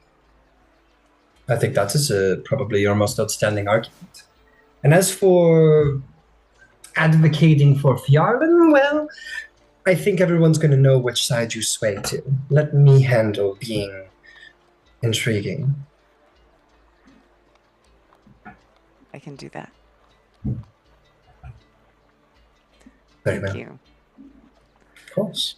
And thank you for the invitation. I have a party to plan. Mm. She'll get up and she'll kiss Inara on the cheeks. Fantastic. Okie dokie. Ludwiger Drager. I'll turn hood. You gonna go ask a girl on a date? Let's go. Invite her to I imagine I'm at the campus. The getting in a state for, let's call it that for now.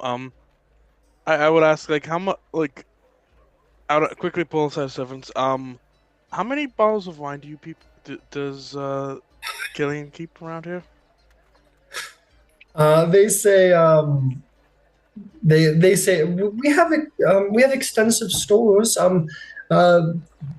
What's this place called? We renamed it. The Olivier Manor has a wine cellar that has been in the family for generations. I think there's a couple of bottles in there that are more than a century old. How many? Well, We don't how many? keep barrels of wine. That is, I mean, very crude. I mean, I'm not sure if I need centuries old, but how much? How many? Like, Ryan, by the way, how many people walked in Lady Marina's shop again? In Lady Marina's office again? Oh, she was the lawyer, and she had like 4 clerks. Could I borrow about 5 bottles? Maybe not the oldest stuff, but something good. Make a persuasion or deception check to convince the servant to give you bottles from the Olivier family collection. Okay. 21. 21. She goes, of course, my lord. And she will leave, and she's going to come back with 5 bottles of. They're not centuries old. They're not I'm not asking for those. as requested. But they are. It is fine wine. She hands you about 50 gold in fine bottles of wine. So 5 bottles of fine wine. Thank you. I'll take the box and I'll get going. I'll be back before this evening, hopefully. Of course, my lord. And you may load up, and you can head to the Advocate of the Chalice if you wanted to try and find your girlfriend. I mean, Lawyer. lawyer. Counselor. Yep. You make your way over, and as you sort of roll up, you will notice that the place looks vandalized. vandalized. Yeah, the Advocates of the Chalice office looks a little vandalized. There are some guardsmen sort of standing around. It definitely looks like whatever happened a while ago, maybe last night, because they're kind of like filing reports and looking around. Inquisitives are about. Did I come here with a driver or?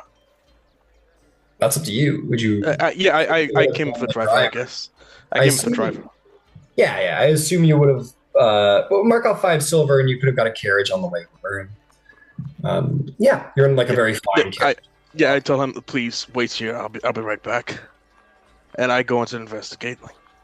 Yeah, you walk in and with some boxes of wine, and I mean, I leave the wine like right next. Like I'll be right back with this. Just please stay here with this. oh, sure. He says, yeah, no problem.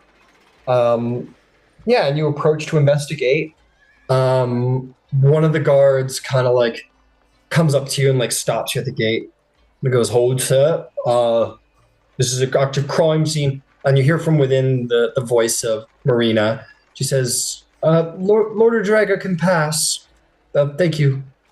He goes, all right. You walk in to see that Marina and her clerks are probably most of the way of cleaning up everything. It looks like the place has kind of been ransacked a little bit. Like basically like drawers have been open, papers have been pulled out, and people have been kind of like looking through the place. Marina, what Dragon Below? What's happened? It's nothing to worry about. I know it looks worse than it is. There was a break-in last night, and the Finders Guild has already apprehended the men responsible. Don't really know what they've gotten just yet. We have to go through everything, but yeah, just cleaning up. I'm sorry for your trouble. Like, this is a bad time to. This might be a bad time to show up. No, actually, it's nice for you to show up. It's been a bit of a hectic morning, so it's good to see you. Do you want to go for a walk or something? I could use. Well, let me just get something that'll raise everyone's spirits real fast. Sure. I bring back the wine. This is from the Gillian Estates. They were this is a bit of a thank you from myself and the rest of the new house to all of you for helping us.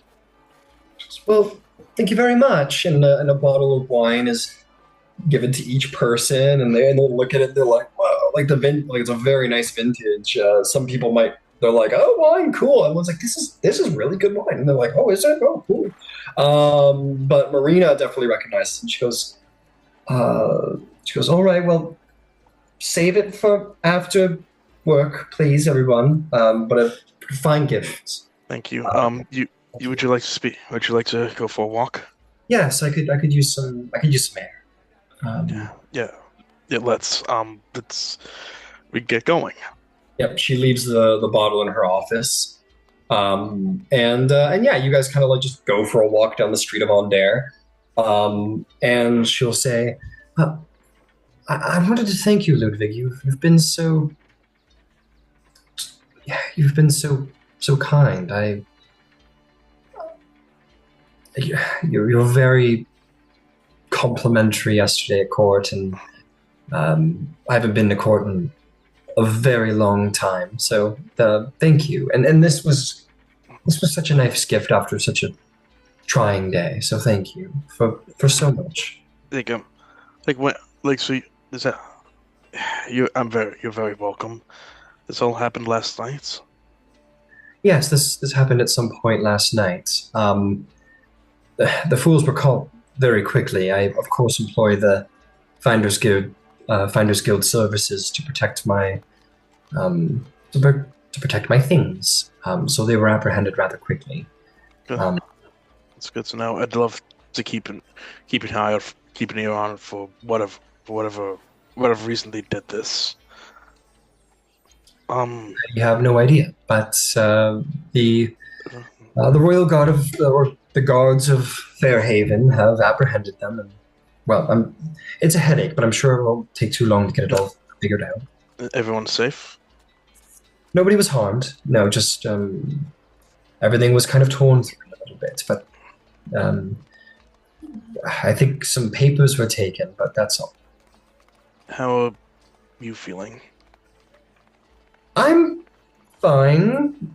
I a little annoyed, but other than that, I'm fine. It must have been a hectic week for you. I can't imagine all this.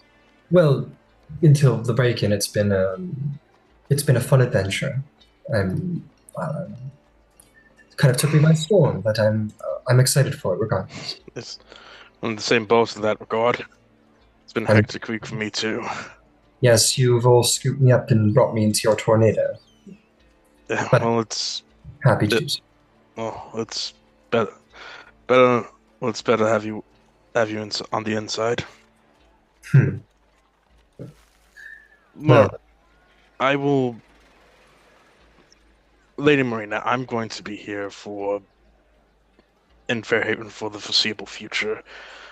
One of the reasons I came here today, beyond beyond the presents, was to ask if I might request your services as a guide to the city of Fairhaven. As a guide to the city of Fairhaven. I don't know the city like you might. I'm a lifelong. I've gone out almost my whole life. What are the good places to go to? What are the things you need to see? What are the thing? And I'd like to see them with. It would help if I got to see them with somebody. Make a persuasion check to see if she picks up what you're putting down. Okay, hold on. Hold on. Okay, hold on. I got. Oh crap! That's a one. I'm gonna try. Hold on. Uh.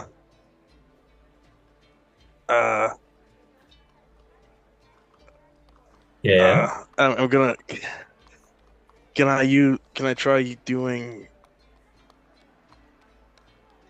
No, that one bit. Yeah, that's just a one. All right, just a one. Yeah, that moment, that's a one. All right. She said, and she It's a six technically, but a six technically. She sort of says, I can point you out to some places you need to go. I'd be more than happy to direct you need. I could recommend a number of guides. Maybe Orlando has a service of some kind. I'm sure, but damn me, I don't know how to say this. I'll just say it. I'd like to go there with you, Oh, specifically with you, if you would like that sort of thing.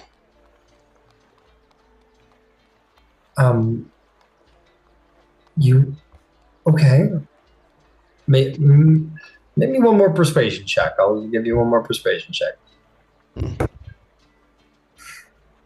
Oh God.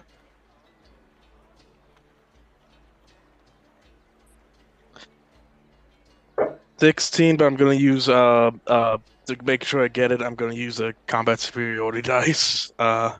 One that's a D8. Commanding presence. Go for The it. commanding presence. 3, so that's about 19. 19.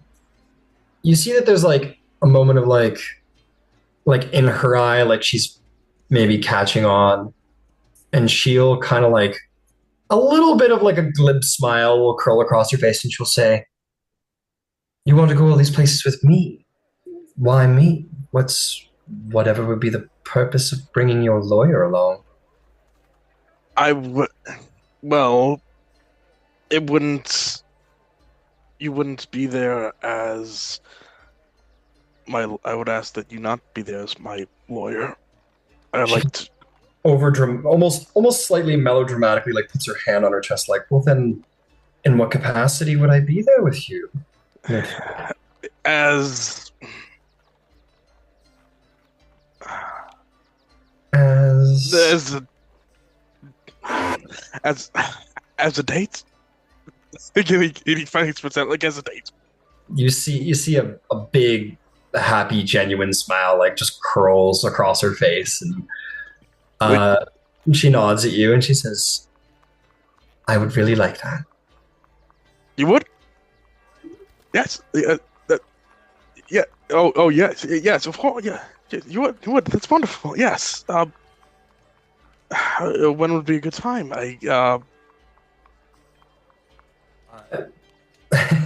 You seem to I, be a more busy one these days. I suppose so. I'm sorry. There may be a thing. I would need to check with the others. There's, dragon marked stuff that we're dealing with tonight, potentially tomorrow. But I could definitely stop by Civis and have a sending sent out and to confirm it. Yes. Well, okay. Put me in the books where it fits for you then, I suppose, if you have time. I was like, yes, yes, absolutely, yes. I'll go to Civis. Yes. For one last thing, would you or your books need any help cleaning up? She kind of like puts a little like hand on your cheek, kind of like playfully, and she says, "You've done well, Ludwig. Quit while you're ahead." And kind of like pats your cheek gently twice, and kind of like wanders past you back towards the office, and kind of like puts her hands behind her back, and kind of like wanders with a little pep in her step. Yeah, can I do an insight check? Sure. See what she's thinking.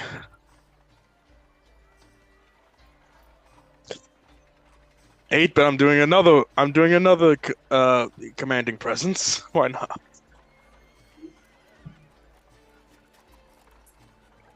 13.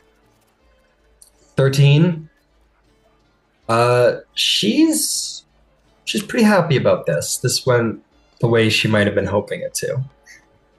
Raise the mood at least. Yeah, she's walking with like, she's kind of playing the part a little more, but she walks with like her shoulders back and her she almost seems to glide down the street. She's very happy that this transpired.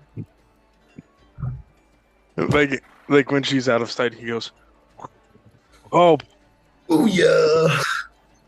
I can't believe Rowan was right. That I actually walked."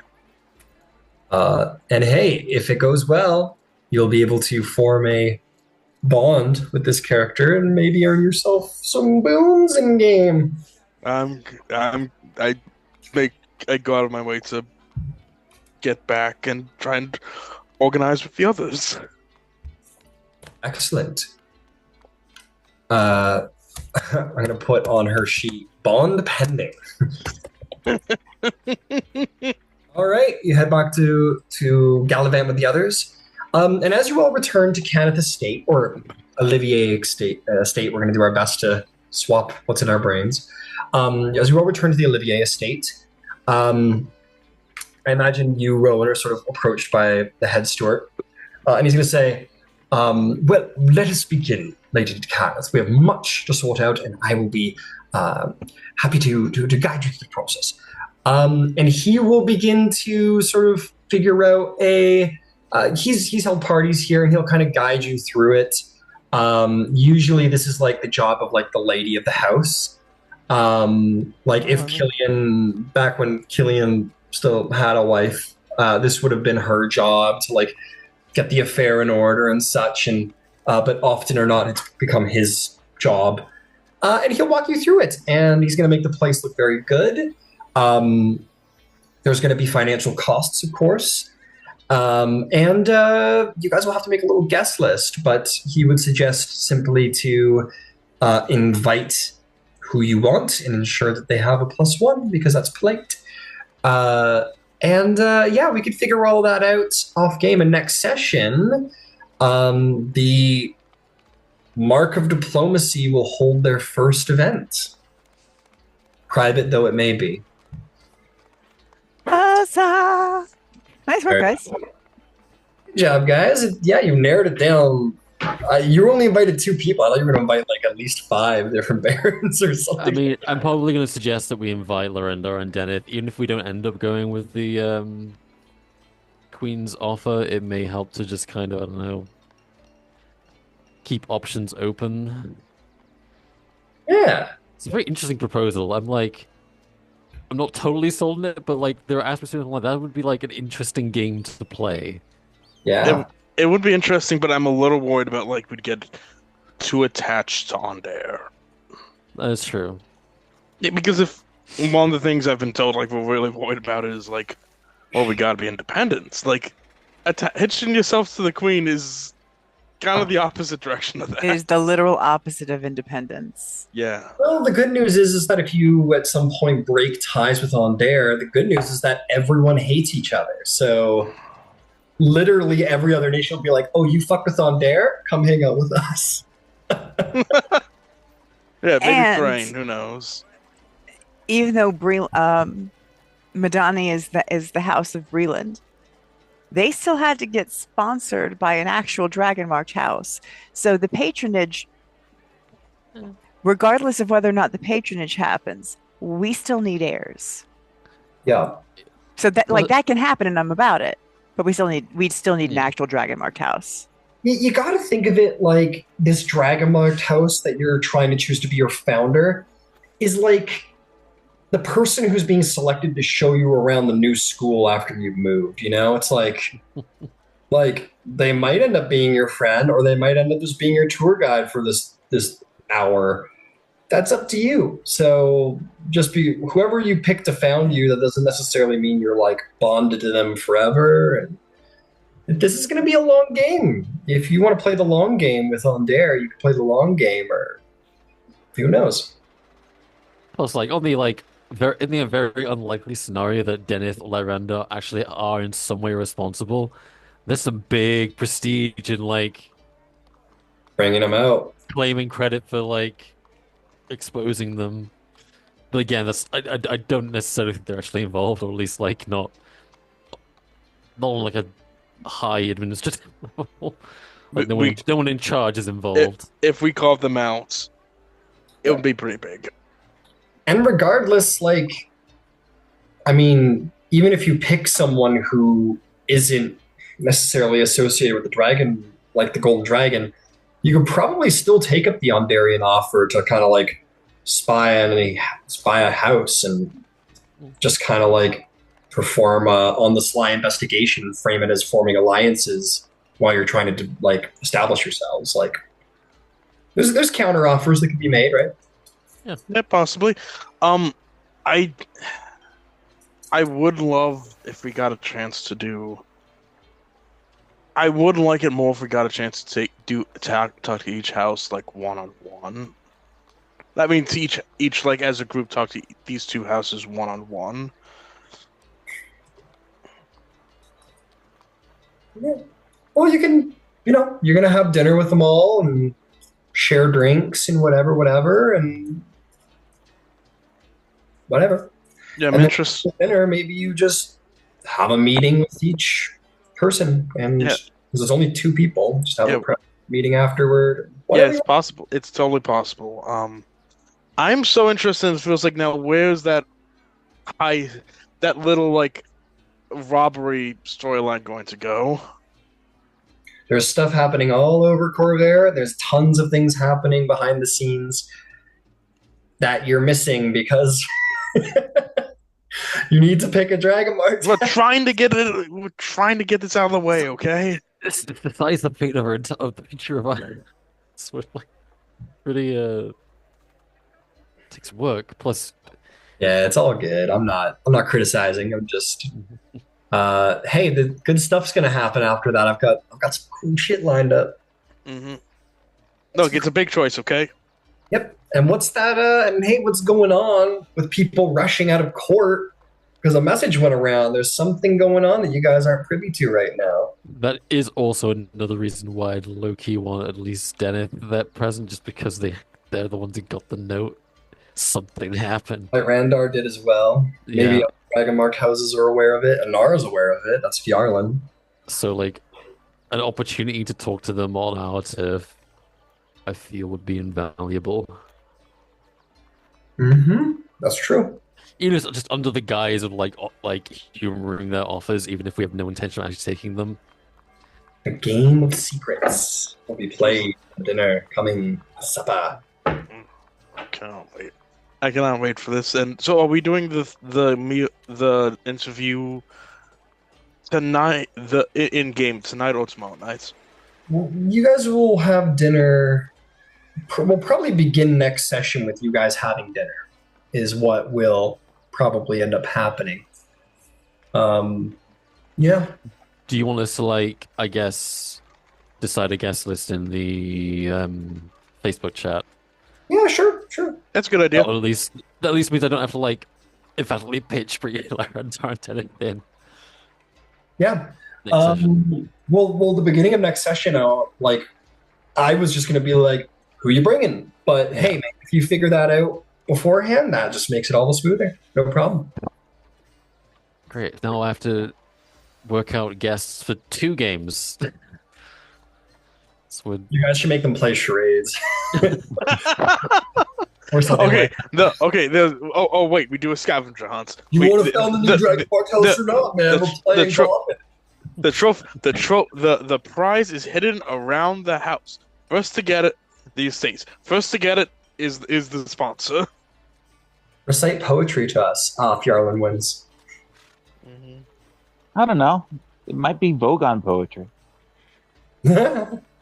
For what it's worth, Ryan, Yeah. and I'm happy to let this take place off table. Yeah. Lois is going to have the same discussion type that Rowan had with Farland with Lise. So we what's figured going as much. on that night is all above the table. Yeah. So, a game can be brought. Yeah, no problem. We'll have that out next session for sure. Because But if you wanted to start at the dinner, I'm happy for it to be an off camera, because it's literally not going to be point for point, obviously, because there's some personal relationship, but the amount of we're really down to 2. This is what we're looking at. We're bringing everybody to the table. Going to put the cards on the table.